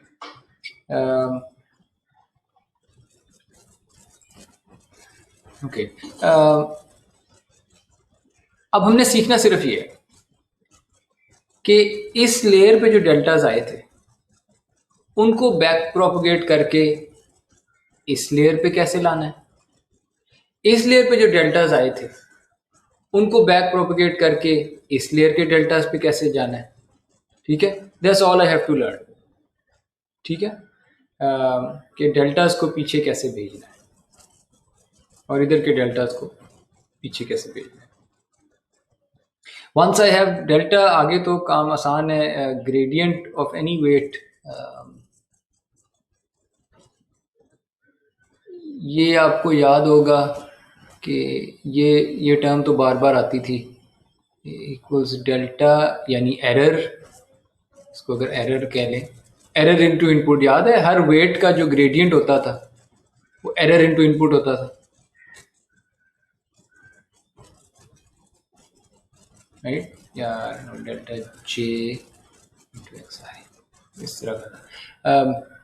सो ये एरर इनटू इनपुट है, यानी once I know the deltas, उसके बाद किसी वेट का डेरिवेटिव कैसे मालूम करना है, वो है कि वो वेट जिस न्यूरॉन को कनेक्ट कर रहा है उस न्यूरॉन का डेल्टा, और वो वेट कौन सी इनपुट से आ रहा है, लेट्स से एक्स आई वो इनपुट है जोन सी भी, और ये वो वेट है आई जे या जे आई थिंक मैं पिछले लेक्चर में जे आई इसको लिखता आ रहा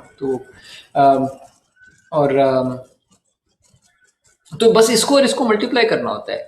किसी भी वेट का जो डेरिवेटिव होता है, हमने डिराइव किया था, वो अगले न्यूरॉन का डेल्टा और पीछे से जो पिछले न्यूरॉन से जो आउटपुट आ रही है या इसके लिए जो इनपुट है, इन दो को मल्टीप्लाई करना होता है, बस you just have to multiply them, तो इस वेट का डेरिवेटिव आ जाता है। और ये वेट का डेरिवेटिव अगर आ गया तो वे डन, अब हम वो कर सकते हैं, gradient descent, W I J new equals W I J old minus step size into derivative, और ये डेरिवेटिव हमने अभी दिखा दिया है कि डेरिवेटिव तो डेल्टा इनटू इनपुट होगा। तो the main headache in CNN या in any neural network is कि ये डेल्टास किस तरह बैक प्रोपगेट होंगे। ओके, यहां तक कोई सवाल?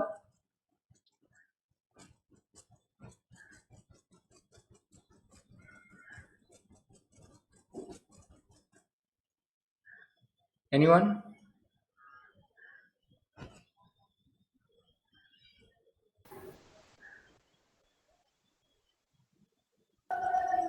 कंटिन्यू करते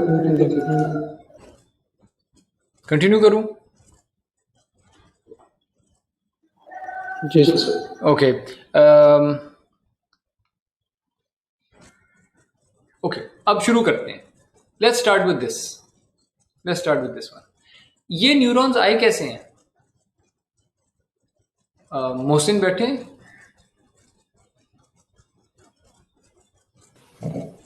जी सर।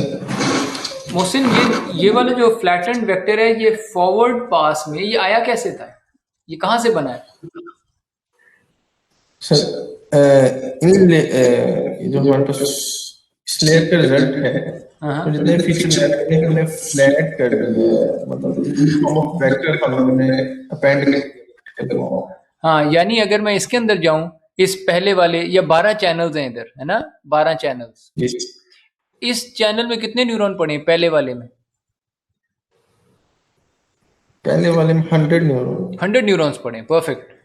इसमें 10 बाय 10 करके 100 न्यूरॉन्स पड़े हैं, और यानी इधर जो पहले 100 नंबर्स हैं, लेट्स अस्यूम कि ये जो पहले 100 नंबर्स हैं ये इधर से आए थे, तो यानी ये तो वही न्यूरॉन्स हैं, ये वही न्यूरॉन्स हैं जिनको मैं यहाँ 10 बाय 10 की बजाय मैंने यहाँ 100 बाय 1 करके रख दिया। तो जो ये न्यूरॉन्स वही हैं, तो जो डेल्टाज यहाँ पड़े हैं 100 बाय 1 करके, उन डेल्टा को वापस मैं रीअरेंज कर लूंगा, यहाँ 10 बाय 10 डेल्टाज डायरेक्ट कॉपी हो जाएंगे। ये पॉइंट समझ आ गया आप लोगों को? नहीं? No sir. नो? किसको नहीं समझ आया? आपका नाम क्या है? सलमान? जी सर। सलमान, क्या नहीं समझ आया आपको? तो कैसे वही चीज कैसे हम 10 by 10 100 by 1 दोबारा पूछे, नहीं दोबारा बताएं क्या। सही, जो अभी हमने कहा है कि 10 by 10 को हम 100 by 1 में करके वही चीज कॉपी हो जाएगी, जी वो चीज समझ नहीं आई कैसे कॉपी हो जाएगी, तो क्या मुझे कॉपी कर देते मुझे पहले ये बताएं कि ये फॉरवर्ड पास में ये वेक्टर बना कैसे था।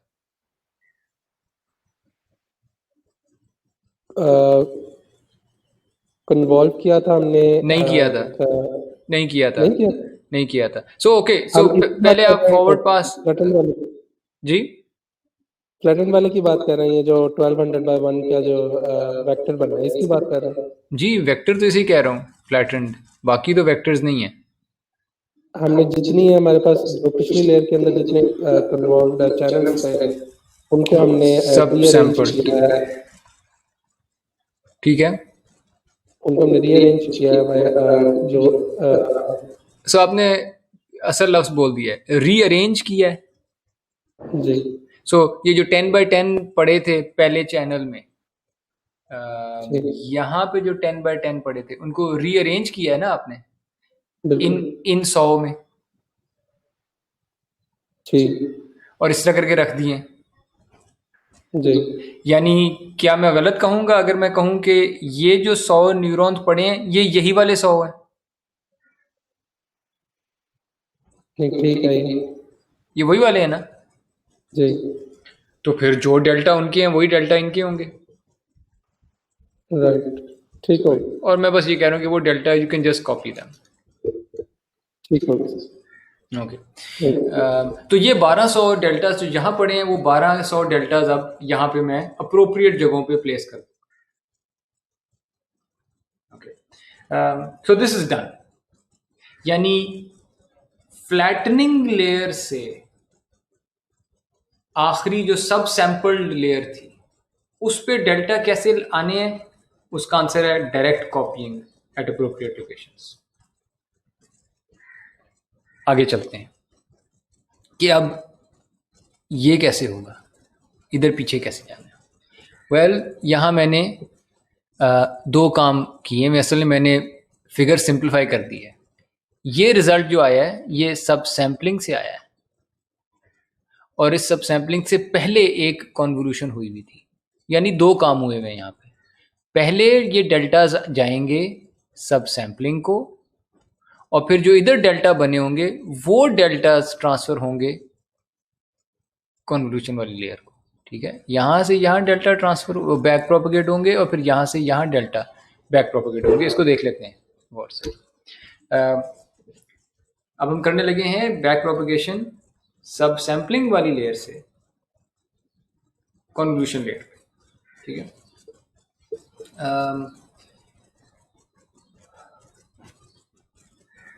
फॉरवर्ड पास में देखें हो क्या रहा है। आप कन्वॉल्व करते हैं तो आपके पास ये चैनल्स आ जाते थे कॉन्वोल्यूशन के बाद, और लेट्स से ये n by n का चैनल है। इन n by n के हर चैनल को आप सब सैंपल करते थे तो आपके पास n by 2 by n by 2 का रिजल्ट आ जाता था। राइट, ऐसे ही हो रहा था सब सैम्पलिंग में कि नहीं। जी आप आधी रह जाती, अगर फैक्टर 2 से सब सैंपल कर रहे हैं तो आधी रह जाती थी। तो हर चैनल को मैं आधा कर देता था, हर चैनल पे अलग-अलग सब सैंपलिंग करता था। 5 चैनल इधर थे, 5 चैनल ही इधर हैं, सारे कॉरस्पॉन्डिंग वालों को आधा आधा किया। इसमें सिर्फ पहले चैनल को देख लें, बाकियों पे यही काम हो रहा होगा। पहला चैनल, इस पहले चैनल में जो पहली वैल्यू पड़ी है ये लाल वाला बॉक्स, ठीक है, सब सैंपल्ड रिजल्ट में पहले चैनल में जो पहला पिक्सल पड़ा है लाल वाला बॉक्स, ये कैसे आया था मेरे पास। क्या ये इन 4 को देख के नहीं आया था, 2 by 2 वाला रीजन।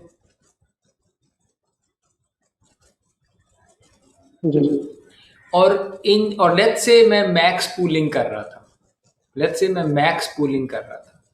तो मैक्स पूलिंग में इन 4 में से कोई एक उठा लूंगा जो मैक्स था। लेट्स से ये लाल वाला मैक्स था, लेट्स से ये था वो लाल वाला जो मैक्स था।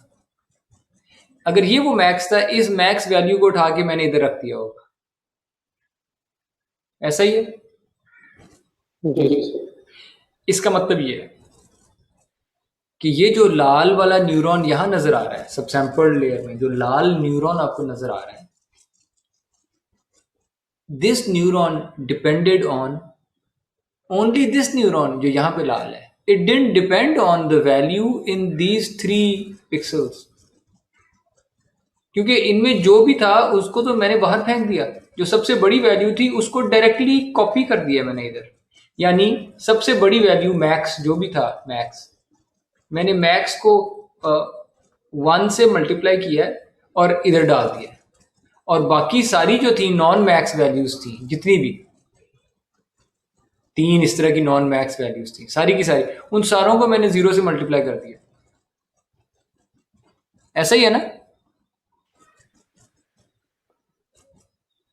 जी अब जब सजा की बारी आती है कि जब ये अपना एरर बैक प्रोपगेट करता है, इसका एरर को आप डेल्टा के कहते हैं, यानी इधर जो है डेल्टा के पड़ा है, ठीक है। ये जब अपना डेल्टा के वापस भेजता है तो ये सिर्फ उस न्यूरॉन को भेजेगा जिसकी वजह से इसकी वैल्यू आई है। इन बाकी न्यूरॉन्स का तो कोई कसूर ही नहीं है, बाकी न्यूरॉन्स की वैल्यू तो आपने 0 से मल्टीप्लाई कर दी थी, बाहर फेंक दी थी। सिर्फ एक न्यूरॉन को आपने कहा था और उसको भी वैल्यू को 1 से मल्टीप्लाई किया था और यहाँ पे रख दिया था। तो जितनी सजा मिलनी है उसी न्यूरॉन को मिलनी है। अगर इस न्यूरॉन को कोई सजा मिली है वो इस वजह से मिली है क्योंकि इस न्यूरॉन ने कहा था पिछले वाले ने कि मेरी वैल्यू 100% ले लो, मेरी वैल्यू को 1 से मल्टीप्लाई करो, यहाँ पे रख लो। फिर उसको सजा मिली डेल्टा के बैक प्रोपगेशन। उसने कहा अच्छा क्योंकि 100% मैं तुम्हारे से वैल्यू लेके आया हूँ तो 100% मैं तुम्हें अपना डेल्टा के भी दे दूंगा। तो जस्ट कॉपी, फिर से वही हो रहा है, जस्ट कॉपी इस जगह का डेल्टा के इस लाल वाली जगह पे, ठीक है। और अगेन जस्ट कॉपी इस जगह का डेल्टा के इन 3 जगहों पे भी, लेकिन इन 3 जगहों पे 0 से मल्टीप्लाई करके कॉपी करें, क्योंकि इनका क्या कसूर था। फॉरवर्ड में भी तो आपने 0 से मल्टीप्लाई किया था, बैकवर्ड में भी 0 से मल्टीप्लाई करें, ठीक है। So what all this boils down to is this कि जब आप फॉरवर्ड पास कर रहे थे, जब आपने फॉरवर्ड पास किया था तो आपने जौन से तरीके से भी पूलिंग की थी, ठीक है, मैक्स पूलिंग, स्टोकेस्टिक पूलिंग, या कोई जिस तरह की भी पूलिंग, या टॉप लेफ्ट वाली पूलिंग, स्टैंडर्ड पूलिंग जिसे कहते हैं, जौन सा भी आपका तरीका था पूलिंग का, जिसपे आप कुछ को फेंक देते थे और सिर्फ एक को उठा लेते थे, बस ये रिकॉर्ड कर लें, लोकेशन रिकॉर्ड कर लें पूल्ड न्यूरॉन की कि मैंने कौन से वाली वैल्यू आगे भेजी थी। इस केस में ये चौथे वाली वैल्यू थी जो आगे गई थी, तो फॉरवर्ड पास में यह रिकॉर्ड कर लें कि ये चौथी जगह थी जो आगे गई थी, ताकि जब बैकवर्ड पास आए, बैक प्रोपगेशन जब करें, तो जो भी डेल्टा के था सब सैंपल लेयर का, वो सिर्फ इसी पूल्ड न्यूरॉन वाली जगह पे कॉपी हो जाए। ठीक है जी, is that clear?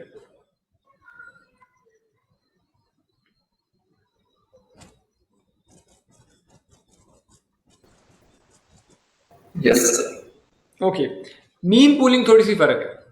Mean pooling में there is a slight difference.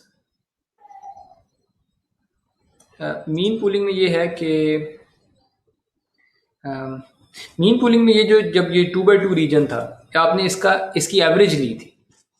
Average का मतलब है कि यहाँ पे जो वैल्यू अब आई है ये चारों पे डिपेंड करती है, और हर एक पे कैसे डिपेंड करती है कि ये पहली वाली वैल्यू मीन ऐसे कंप्यूट हुआ होगा ना, अगर ये 4 value x1 plus x2 plus x3 plus x4 over 4, ठीक है। यानी आपने बेसिकली ये किया है x1 over 4 times x1 plus 1 over 4 times x2 plus 1 over 4 times x3 plus 1 over 4 times x4। यानी यहाँ पे जो भी डेल्टा के पड़ा है, जो भी डेल्टा के पड़ा है, उसके आने में या यहाँ पे जो भी वैल्यू आई थी फॉरवर्ड पास में, इधर लाल वाली वैल्यू जो भी आई थी, उसके आने में x1 का कितना रोल था? इतना रोल था 1 ओवर 4। x2 का कितना रोल था? इतना रोल था 1/4, x3 का रोल कितना था 1/4, x4 का कितना था 1/4।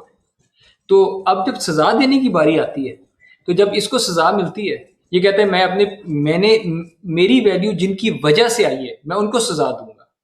तो कहता है कि x1 को कहता है तुम्हारी वजह से तुम्हारी वैल्यू को मैंने 1/4 से मल्टीप्लाई करके लिया था। तो x1 कहता है कि चूंकि तुमने मेरी वैल्यू को 1/4 से मल्टीप्लाई किया था, बैक प्रोपगेशन में भी जो मुझे सजा देने लगे और डेल्टा के की, वो भी 1/4 से मल्टीप्लाई करो। ठीक है, so it's the same thing again. मैंने कॉपी तो शायद, खैर आप कह सकते हैं कॉपी, कि मैं ये डेल्टा के लूंगा, 1/4 से मल्टीप्लाई कर दूंगा और चारों न्यूरॉन्स के अंदर मैं 1/4 डेल्टा के डाल दूंगा। इन चारों में 1/4 डेल्टा के, 1/4 डेल्टा के, 1/4 डेल्टा के, 1/4 डेल्टा के, जो अगले चार होंगे,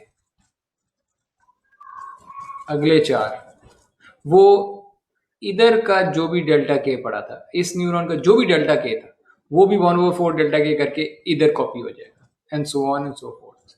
ठीक है, तो ये कॉन्वोल्यूशन वाला जो रिजल्ट था, उसके जो डेल्टा थे वो कंप्यूट हो जाएंगे। और ये मैंने चूंकि एक चैनल के लिए कर लिया है, ये सेम काम अब मैं दूसरे चैनल के लिए करूंगा और यहाँ डेल्टाज आ जाएंगे। ठीक है, सेम काम मैं तीसरे के लिए करूंगा और यहाँ डेल्टाज आ जाएंगे, सॉरी तीसरा ये वाला। ठीक है, एंड सो ऑन। चाहे ये मीन पूलिंग हो, चाहे मैक्स पूलिंग हो, हर चैनल के अलग डेल्टा केस जो है वो ट्रांसफर हो जाएंगे। ओके, कोई सवाल?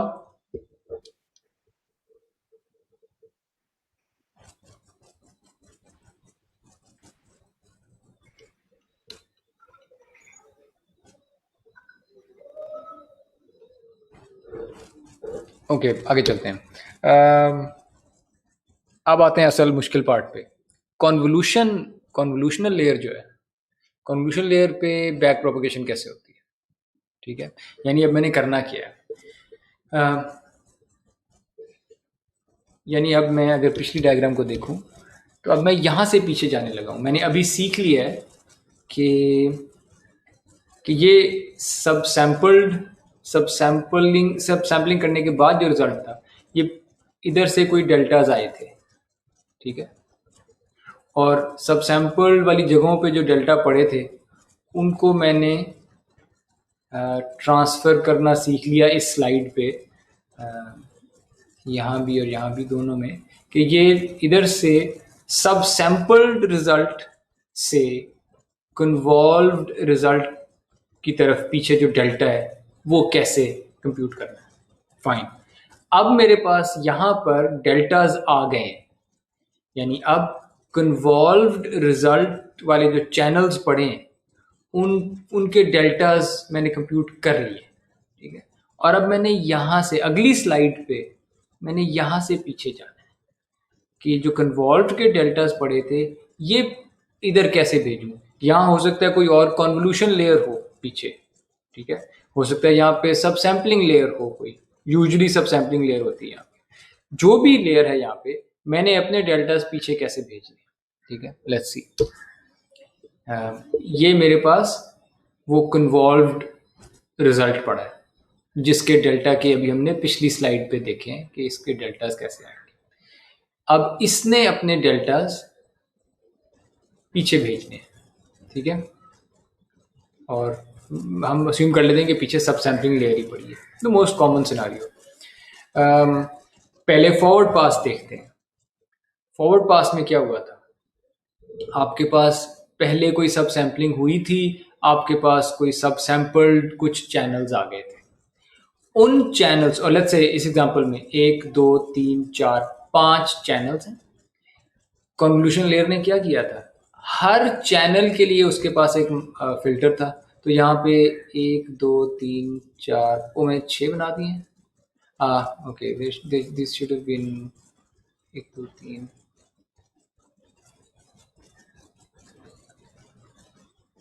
सो 6 चैनल, हाँ 6 चैनल्स हैं और 6 ही इधर मेरे पास मास्क हैं। हर चैनल को कन्वॉल्व करने वाला एक मास्क, और इन पूरे के पूरे को मैं फिल्टर F1 कह रहा हूँ।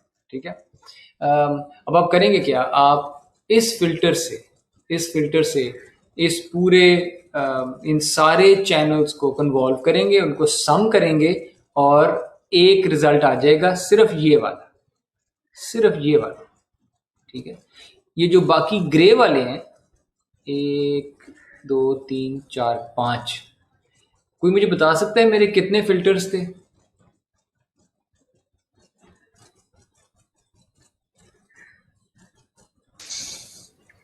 Sir 5 filter. एब्सोल्युटली, ये F1 जो फिल्टर है इससे कन्वॉल्व करके सिर्फ एक चैनल आया है। चूंकि मेरे पास आगे 5 चैनल है, I had filter F2, filter F3, filter F4, filter F5, I had 5 filters. मैं अभी सिर्फ ये फिल्टर F1, पहले एक फिल्टर का बस मैं केस डिस्कस करूंगा, बाकियों के केस आइडेंटिकल है। तो सिर्फ इसको देख लेते हैं। पिछली लेयर से मेरे पास हर चैनल पे डेल्टा वैल्यूज पड़ी हैं। ये जो डेल्टा वैल्यूज पड़ी है ना, आप इसको जरा मैं एक नाम देने लगा हूँ, डेल्टा मैप, ठीक है। इनको डेल्टा मैप कहने लगा हूँ। जिस तरह फॉरवर्ड पास में हम फीचर मैप कहते थे, और ये फीचर मैप्स थे जिनकी वजह से आगे फॉरवर्ड प्रोपगेशन प्रोसीड करती थी। बैकवर्ड जब हम आते हैं तो अब हम इनको डेल्टा मैप्स कह रहे हैं कि ये डेल्टा वैल्यूज पीछे आई जा रही है, ठीक है। और ये बिल्कुल ऐसी है जिस तरह आपने अपनी neural network, traditional neural network की असाइनमेंट में आपने फॉरवर्ड प्रोपगेशन में हर न्यूरॉन के लिए क्या रिकॉर्ड किया था। फॉरवर्ड जाते हुए आपको एक्टिवेशन आती थी, आप उसकी आउटपुट रिकॉर्ड कर लेते थे, या एक्टिवेशन अगर रिकॉर्ड करनी वो भी कर लेते थे एंड सो। और बैकवर्ड पास में फिर आप क्या करते थे, उसी न्यूरॉन के लिए फिर ये डेरिवेटिव्स आते थे, फिर उसी न्यूरॉन के लिए डेल्टा रिकॉर्ड कर लेते थे एंड सो ऑन। यानी आप ये सारी चीज़ें फॉरवर्ड पास में, बैकवर्ड पास में एक एक न्यूरॉन के लिए रिकॉर्ड करते जाते हैं।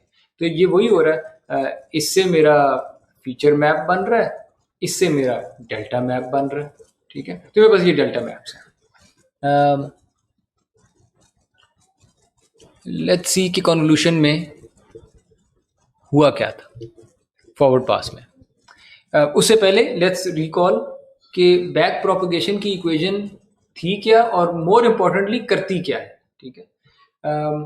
बैक प्रोपगेशन की इक्वेशन जो हमने डिराइव की, आपने अपनी असाइनमेंट में इम्प्लीमेंट की हुई है, वो इक्वेशन ये थी कि अगर आपने jth न्यूरॉन का डेल्टा कंप्यूट करना है, ठीक है, jth न्यूरॉन का अगर डेल्टा कंप्यूट करना है इस लेयर में, पहली लेयर में, तो आप अगली लेयर में देखेंगे, लेयर 2, अगली लेयर में देखेंगे, आप अगली लेयर के हर न्यूरॉन पे जाएंगे, ये सम हो रहा है, अगली लेयर के हर न्यूरॉन पे जाएंगे, पहले पे और दूसरे इस केस में, और उसके डेल्टास को देखेंगे और उसके डेल्टा को मल्टीप्लाई कर देंगे ये कनेक्टिंग वेट से, कि ये न्यूरॉन जब इस न्यूरॉन से कनेक्ट हो रहा था तो वेट की वैल्यू ये थी, यही वाला डेल्टा जे जब इस डेल्टा के से कनेक्ट हुआ था, ये न्यूरॉन जे जब इस न्यूरॉन के से कनेक्ट हुआ था तो ये वाला वेट यूज हुआ था। तो ये डॉट प्रोडक्ट हो रहा है, this is a dot product. Delta map का डॉट प्रोडक्ट है कनेक्टिंग वेट्स के साथ, ठीक है। यानी आपने ये किया है, जब आपने डेल्टा जे कंप्यूट करना है तो आपने अगली लेयर के वो न्यूरॉन्स उठाने जो जिनको इसने इफेक्ट किया था, इसने किस किस को अपनी आउटपुट भेजी थी, इसने इन दोनों को भेजी थी, ठीक है। तो यानी किस किस को अफेक्ट किया था मैंने, जिस जिस को आपने अफेक्ट किया है उनके डेल्टा जे लें, डेल्टा के डेल्टा वैल्यूज लें, और कनेक्टिंग वेट्स जो थे उनके साथ डॉट प्रोडक्ट करते हैं, this delta into this weight plus this delta into this weight. So ये जुमला ज्यादा जरूरी है, take all neurons affected by, क्योंकि आगे जाके हम ये जुमले की बेस पे डिराइव करेंगे चीजें। Take all neurons affected by this current neuron J, blue वाला, कंप्यूट द डॉट प्रोडक्ट, जो आगे के न्यूरॉन्स थे उनके डेल्टा के वैल्यूज और कनेक्टिंग वेट्स, इनका डॉट प्रोडक्ट ले लें, मल्टीप्लाई करें और सम करें। ये हो गया। और उसके बाद जो रिजल्ट आता है डॉट प्रोडक्ट का, उसको अब डेल्टा जे वाला जो न्यूरॉन है, जेथ जो न्यूरॉन है, अपने एक्टिवेशन फंक्शन के डेरिवेटिव से मल्टीप्लाई करते हैं। ये है थर्ड स्टेप के न्यूरॉन जे का अपना जो एक्टिवेशन फंक्शन है उसके डेरिवेटिव से मल्टीप्लाई करते हैं डॉट प्रोडक्ट को। ये इसेंशियली, सो ये जो 3 स्टेप हैं ये बैक प्रोपगेशन हो रही है, और अभी भी बैक प्रोपगेशन ऐसे ही होनी है, ठीक है। बस हमने अब CNN में देखना ये है कि कौन सा किससे कनेक्टेड है, कौन सा किसको अफेक्ट कर रहा है, क्योंकि आम न्यूरल नेटवर्क में एक न्यूरॉन सालों से कनेक्टेड था, फुली कनेक्टेड, अब फुली कनेक्टेड नहीं है, ठीक है। तो एक तो ये फर्क है, पर आइडिया ये है,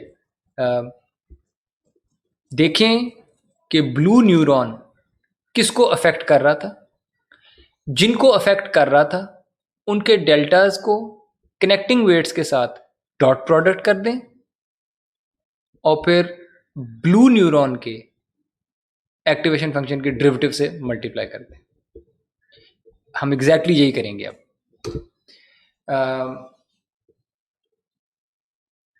कन्वोल्यूशन लेयर में हो क्या रहा होता है, रिमेंबर मैंने सबसे पहले ये देखना है।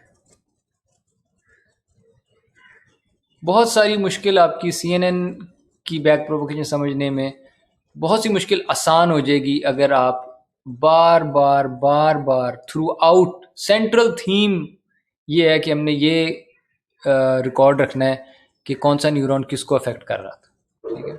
और ये कोर्स के अगले कई लेक्चर्स में यही बात चलनी है, कौन किसको अफेक्ट कर रहा था। ओके, फॉरवर्ड पास में जाते हैं पहले। सर सांस ले जी जी, क्या कह रहे हैं? मैं सर सांस ले लें, नहीं, मैं तो सिर्फ सांस ले लें। मैंने तो सिर्फ 3 सांसों की इजाजत दी थी आपको। ठीक है सर। कोई सवाल सांस के अलावा?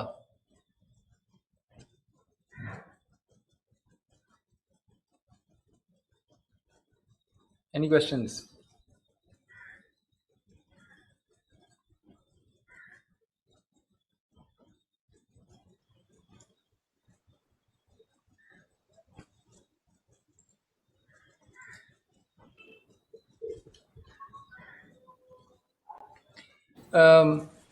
ठीक है sir, okay. By the way, आपका वो अगला लेक्चर नहीं हो रहा होता आजकल?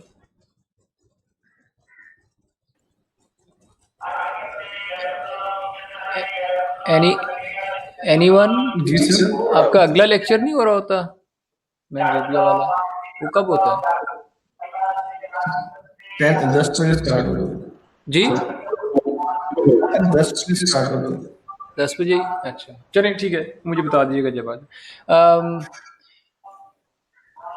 ओके, कन्वोल्यूशन लेयर में हो क्या रहा होता है?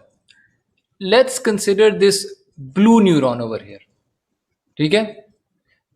देखें ये ट्रिकी है, बी वेरी अटेंटिव, मेरे साथ रहिएगा, और जैसे ही कहीं कंफ्यूजन होती है मुझे रोक लीजिएगा। हम इस ब्लू न्यूरॉन की बात कर रहे हैं अब। फॉरवर्ड पास में क्या होता है? फॉरवर्ड पास में सबसे पहले आप मास्क यहां रखते हैं शुरू में।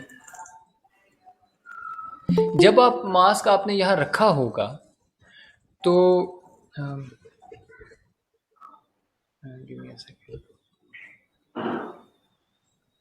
Abu Bakar wants to join. Okay, Abu Bakar बहुत लेट हैं। अच्छा, okay okay, I'll start again. Convolution layer में फॉरवर्ड पास में सबसे पहले आपने मास्क यहाँ पे रखा शुरू के 3x3 में। जब आपने मास्क यहाँ पे रखा तो रिजल्ट कहाँ पे स्टोर करेंगे? एंकर वाली जगह पे, और एंकर अगर हमने सेंटर को कहा हुआ है तो यहाँ पे। ऐसा ही है कि नहीं? जी सर। हाँ, जब मैंने मास्क ये शुरू के 3x3 पे रखा है, मास्क मेरा ये रेड शेडेड चीज़ है, मास्क जब मैंने यहाँ पे रखा 3x3 में, तो मैंने डॉट प्रोडक्ट लिया अपने नीचे वाले इमेज के कंटेंट से, और वो डॉट प्रोडक्ट लेने के बाद जो एक नंबर आता है वो मैंने किस जगह पे स्टोर किया, इस एक्स वाली जगह पे। फाइन। इस प्रोसेस में लेट्स से मेरा जो मास्क है उसके अंदर 9 वैल्यूज पड़ी हैं। ये वेट है W11, ये वेट है W12, ये वेट है W13। This is row 2 column 1, row 2 column 2, row 2 column 3। This is weight of row 3 column 1, row 3 column 2, row 3 column 3। ये मेरे वेट्स हैं मास्क के अंदर। ठीक है, इज दैट क्लियर?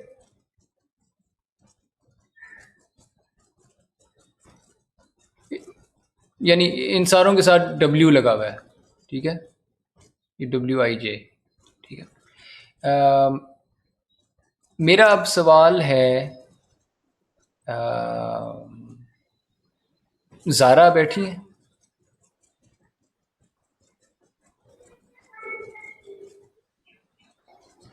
ज़ारा या मफरा में से कोई एक?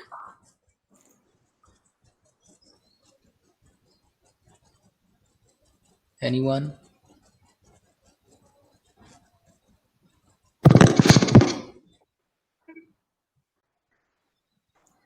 मुझे आवाज़ नहीं आई। खैर, राशिद आपसे सवाल है। राशिद, अभी आप हैं?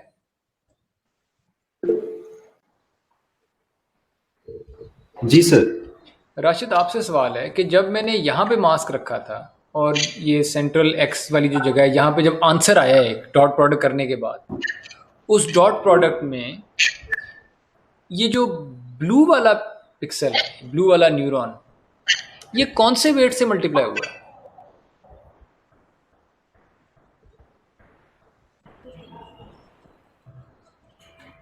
सर ये 3 से, ये जो W आपने value एग्जैक्टली ये W33 से मल्टीप्लाई हुआ है, राइट?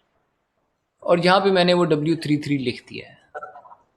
ठीक है, हमें पता क्या लगा कि ये ब्लू न्यूरॉन ने अगली लेयर के जो यहाँ पे न्यूरॉन पड़ा है ना X, लेट मी रिपीट, ये वाला ब्लू न्यूरॉन, इसने जब अगली लेयर की जब यहाँ वाली वैल्यू कंप्यूट हुई है कॉन्वोल्यूशन में X वाली जगह पे, तो ये ब्लू न्यूरॉन W33 से मल्टीप्लाई हुआ था। ये बात सही है? जी sir. Let the convolution proceed. उसके बाद हम कॉन्वोल्यूशन में ये मास्क यहाँ पे रखेंगे अगले 3x3 पे। ट्रू? बिल्कुल। और इसमें जो ब्लू बॉक्स है वो 3 से मल्टीप्लाई हो रहा है। उसमें मेरा यही वाला ब्लू बॉक्स जब इस पिक्सल का रिजल्ट स्टोर करवा रहा है, क्योंकि देखें ना, अब जो रिजल्ट स्टोर होगा वो इस एक्स पे होगा, ये इधर नहीं सेव होगा, वो इधर एक्स पे सेव होगा। तो अगली लेयर पे जब इस जगह पे रिजल्ट जो पड़ा है उसमें ब्लू उस एक्स जगह पे आंसर आने के लिए ब्लू वाला पिक्सल या न्यूरॉन W32 से मल्टीप्लाई हुआ है।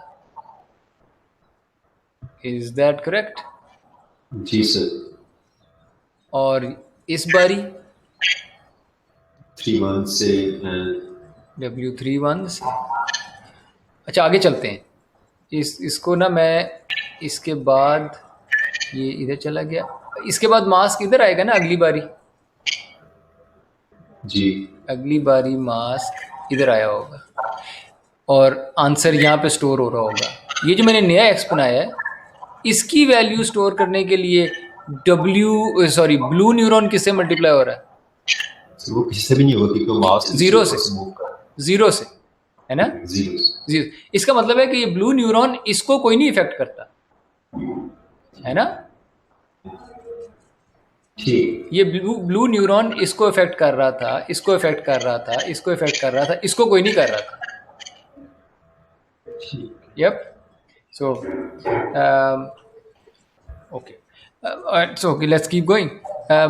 फिर जब मास्क आगे होते होते होते वापस जब इधर आता है, इसकी बारी ब्लू न्यूरॉन फिर अपना रोल प्ले करता है, लेकिन किस वेट के मल्टीप्लाई होने के बाद? Second row third column, second row third column, इससे मल्टीप्लाई हो रहा होगा क्योंकि ये खुद सेकंड रो थर्ड कॉलम पे पड़ा है W2 3।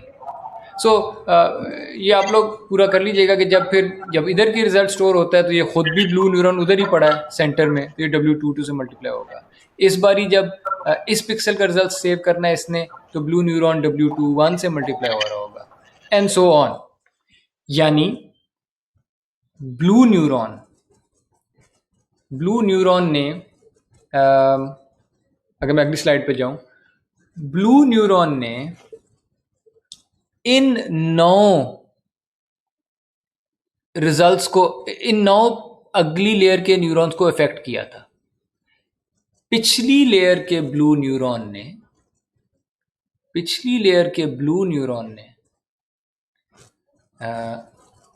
अगली लेयर के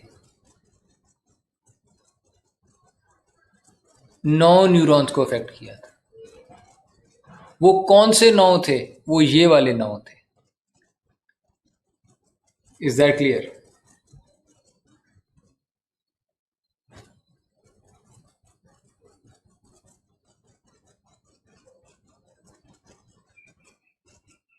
एनीवन? उमर, आपको क्लियर है? Yes sir. ओके। जी सर, क्लियर। मुफरा, आपको क्लियर है? सॉरी, मैं आपका जो है ना, पिछली दफा आपकी आवाज मुझे पहुंची नहीं थी असल में। Yes sir. क्लियर है ये? Yes sir. महा बैठी हैं। महा, आपको क्लियर है कि नहीं? ये इंपॉर्टेंट पॉइंट था। किसी को क्लियर ना हो तो मुझे बताएं।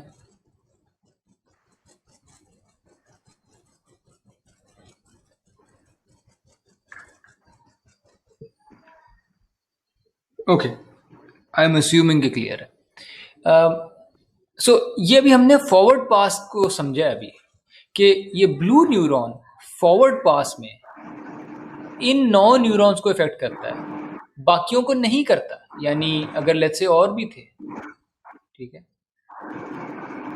और इसके नीचे और भी थे, उनसे ये कनेक्ट नहीं हुआ, उनको ये इफेक्ट नहीं करता। उनके डेल्टाज बैक प्रोपगेशन में, उनके जो डेल्टाज हैं वो इसको नहीं आएंगे।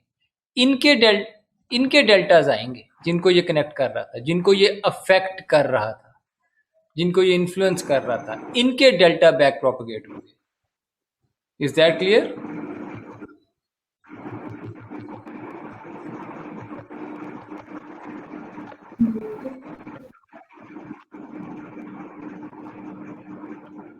क्योंकि बैक प्रोपगेशन की इक्वेशन यही कह रही थी कि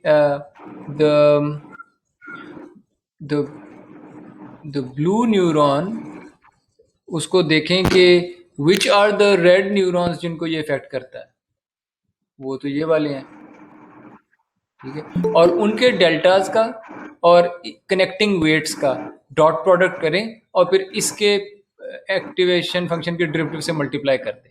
हम एग्जैक्टली वही करने लगे हैं कि हमारे केस में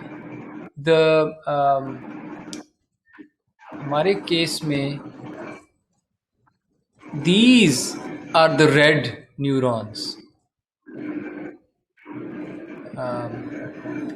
Really ये कॉपी पेस्ट में मसला हो गया। This should have been delta and this should have been delta. ये बिल्कुल जो ये वाला सिनारियो यहाँ पे बना हुआ है 1D न्यूरॉन्स वाली फिगर में, वही यहाँ पे 2D में आपको नजर आ रहा है कि जो ब्लू न्यूरॉन है सेंटर वाला, इसने अफेक्ट किया था अगली लेयर के 9 न्यूरॉन्स को जो यहाँ पे पड़े थे, और यहाँ मैंने अगली लेयर के 9 न्यूरॉन्स के जो डेल्टाज हैं वो पीछे बैक प्रोपगेट होते हुए आ रहे थे, वो पड़े हैं मेरे पास, ठीक है। इनफैक्ट ये सारे के सारे डेल्टा पड़े हैं अगली लेयर के। डेल्टा 1 यहाँ पे पड़ा है, डेल्टा 1 2 यहाँ पे पड़ा है। Let me right that down.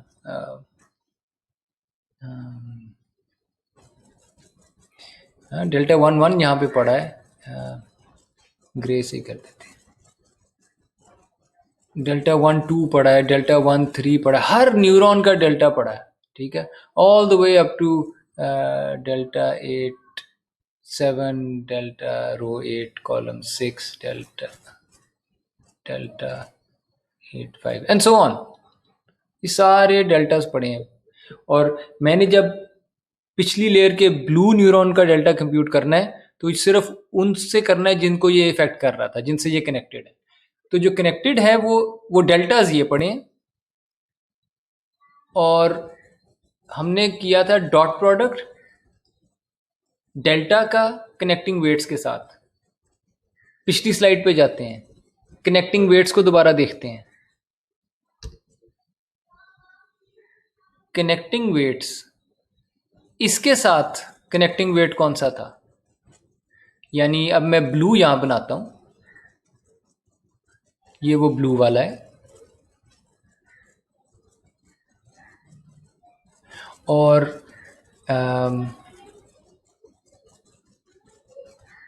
Delta, सो जो कनेक्टिंग वेट है जब वो इस वाले पे कनेक्ट हुआ है तो कौन से वेट से कनेक्ट हुआ था? इस वाले के साथ, टॉप लेफ्ट के साथ।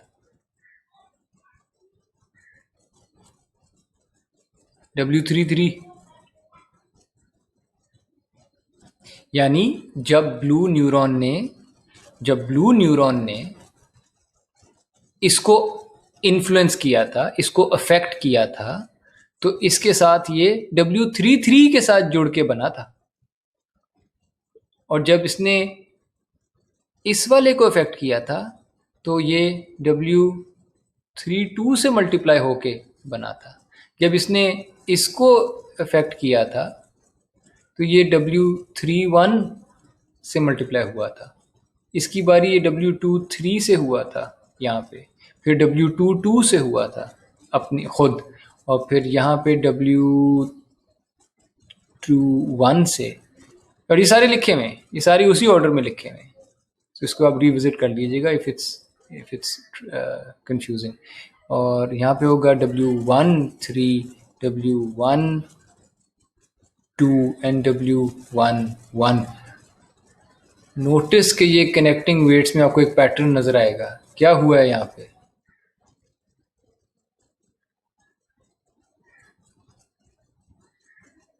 So on.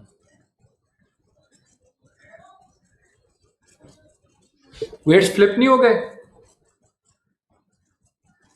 मास में वेट्स कैसे पड़े थे? रो 1 इधर थी, यस रो 1 नीचे चली गई, कॉलम 1 इधर था, कॉलम 1 राइट पे चला गया, बिल्कुल फ्लिप हो गया। Horizontally and vertically flipped in both dimensions. Yes और नो?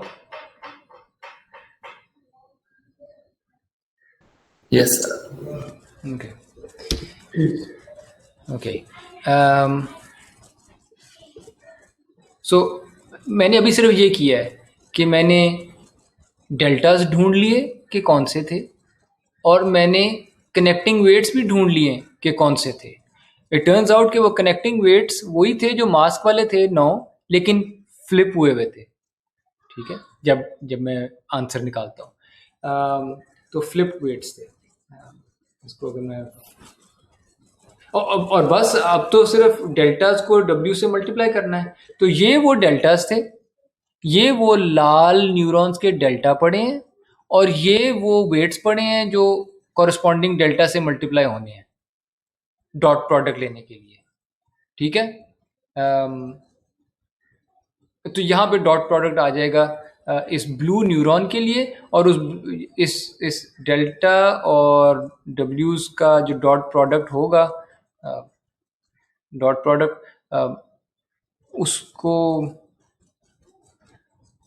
उसको फिर मैं H प्राइम ऑफ A से मल्टीप्लाई कर दूंगा, जो ब्लू न्यूरॉन का डेरिवेटिव था एक्टिवेशन का। वो रीलू है तो रीलू का डेरिवेटिव, सिग्मॉइड है तो उसका डेरिवेटिव, व्हाटएवर। सो मुझे यहाँ पे ब्लू न्यूरॉन का डेल्टा J मिल जाएगा। यानी हमने ये देख लिया कि ब्लू न्यूरॉन का डेल्टा J कैसे आएगा। ठीक है,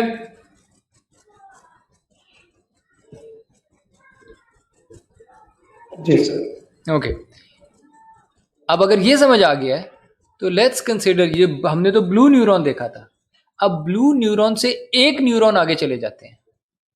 आई अपोलोजाइज, वो कलर कोडिंग जरा गलत हो गई, पर ब्लू न्यूरॉन के आगे अब रेड न्यूरॉन है, ठीक है। रेड न्यूरॉन कौन से 9 न्यूरॉन्स को इन्फ्लुएंस कर रहा होगा? इनको, अपने इर्द गिर्द 9 को। एग्जैक्टली सेम लॉजिक जो ब्लू के था। ब्लू ने अपने इर्द गिर्द 9 को देखा था, इसने अपने इर्द गिर्द 9 को इन्फ्लुएंस करना था। Yes yes okay. तो ब्लू वाले के जो डेल्टास थे उनमें ये वाला भी था ना, डेल्टा 2 2, डेल्टा 3 2 और डेल्टा 4 2। हम पिछली साइड पे चले जाते हैं। डेल्टा 2 2 3 2 4 2 ये ब्लू के लिए यूज हो रहे थे। 2 2 3 2 4 2 ये यूज हो रहे थे, ठीक है। लेकिन इन वालों को तो रेड न्यूरॉन देखता ही नहीं है। रेड न्यूरॉन तो अपने वालों को देख रहा होता है। उसके वहां पे जहां रेड न्यूरॉन देख रहा है वहां पे तो ये वाले डेल्टास पड़े हैं, यानी डेल्टास फर्क है, डिफरेंट डेल्टास। ओवरलैपिंग हो सकते हैं पर डिफरेंट डेल्टास है। अच्छा, रेड न्यूरॉन जब कनेक्ट हो रहा होगा आगे न्यूरॉन से, तो क्या रेड न्यूरॉन भी उन्हीं वेट्स से नहीं बना होगा? क्या रेड न्यूरॉन कॉन्वोल्यूशन से नहीं आया था? या कॉन्वोल्यूशन सेम वेट्स के साथ कॉन्वोल्यूशन थी, राइट? तो रेड न्यूरॉन भी जब इन्फ्लुएंस करता है अपने 9 नेबर्स को या 9 अगले न्यूरॉन्स को, तो वेट्स का वही पैटर्न होगा। रेड न्यूरॉन जब इसके साथ कनेक्ट हुआ था तो इस वेट के साथ कनेक्ट हुआ था। रेड न्यूरॉन जब इधर वाले न्यूरॉन से कनेक्ट हुआ था तो इस वेट के साथ कनेक्ट हुआ था, और जब इधर वाले न्यूरॉन से कनेक्ट हुआ था तो इस वेट के साथ कनेक्ट हुआ था। और ये वेट्स फिर से वही हैं, फ्लिप्ड, सेम वेट्स। यानी रेड न्यूरॉन का जो आंसर है, रेड न्यूरॉन का आंसर सेम वेट्स के साथ सम डिफरेंट डेल्टास को डॉट प्रोडक्ट करके और फिर डेरिवेटिव ऑफ एक्टिवेशन फंक्शन से मल्टीप्लाई करके आ जाएगा। ये इसलिए हो रहा है क्योंकि वेट्स शेयर्ड है, कन्वोल्यूशन का एक ही मास्क है। सारे न्यूरॉन्स जब अपने पीछे 9 वाली रिसेप्टिव फील्ड को देखते हैं तो वो सेम वेट्स के साथ देखते हैं, ठीक है, क्योंकि वेट्स शेयर्ड थे। The only difference is between the locations, ठीक है, कि ये एक्स कहाँ पे बने हुए और वहाँ पे कौन से डेल्टास पड़े। And let's keep going. Green neuron पे आ जाए। ब्लू से शुरू हुए थे, ब्लू ने अपने 9 को देखा इन वेट्स के साथ, रेड ने अपने 9 को देखा उन्हीं वेट्स के साथ, और ग्रीन ने अपने 9 को देखा उन्हीं वेट्स के साथ। ये कहीं कॉन्वोल्यूशन तो नहीं हो रही?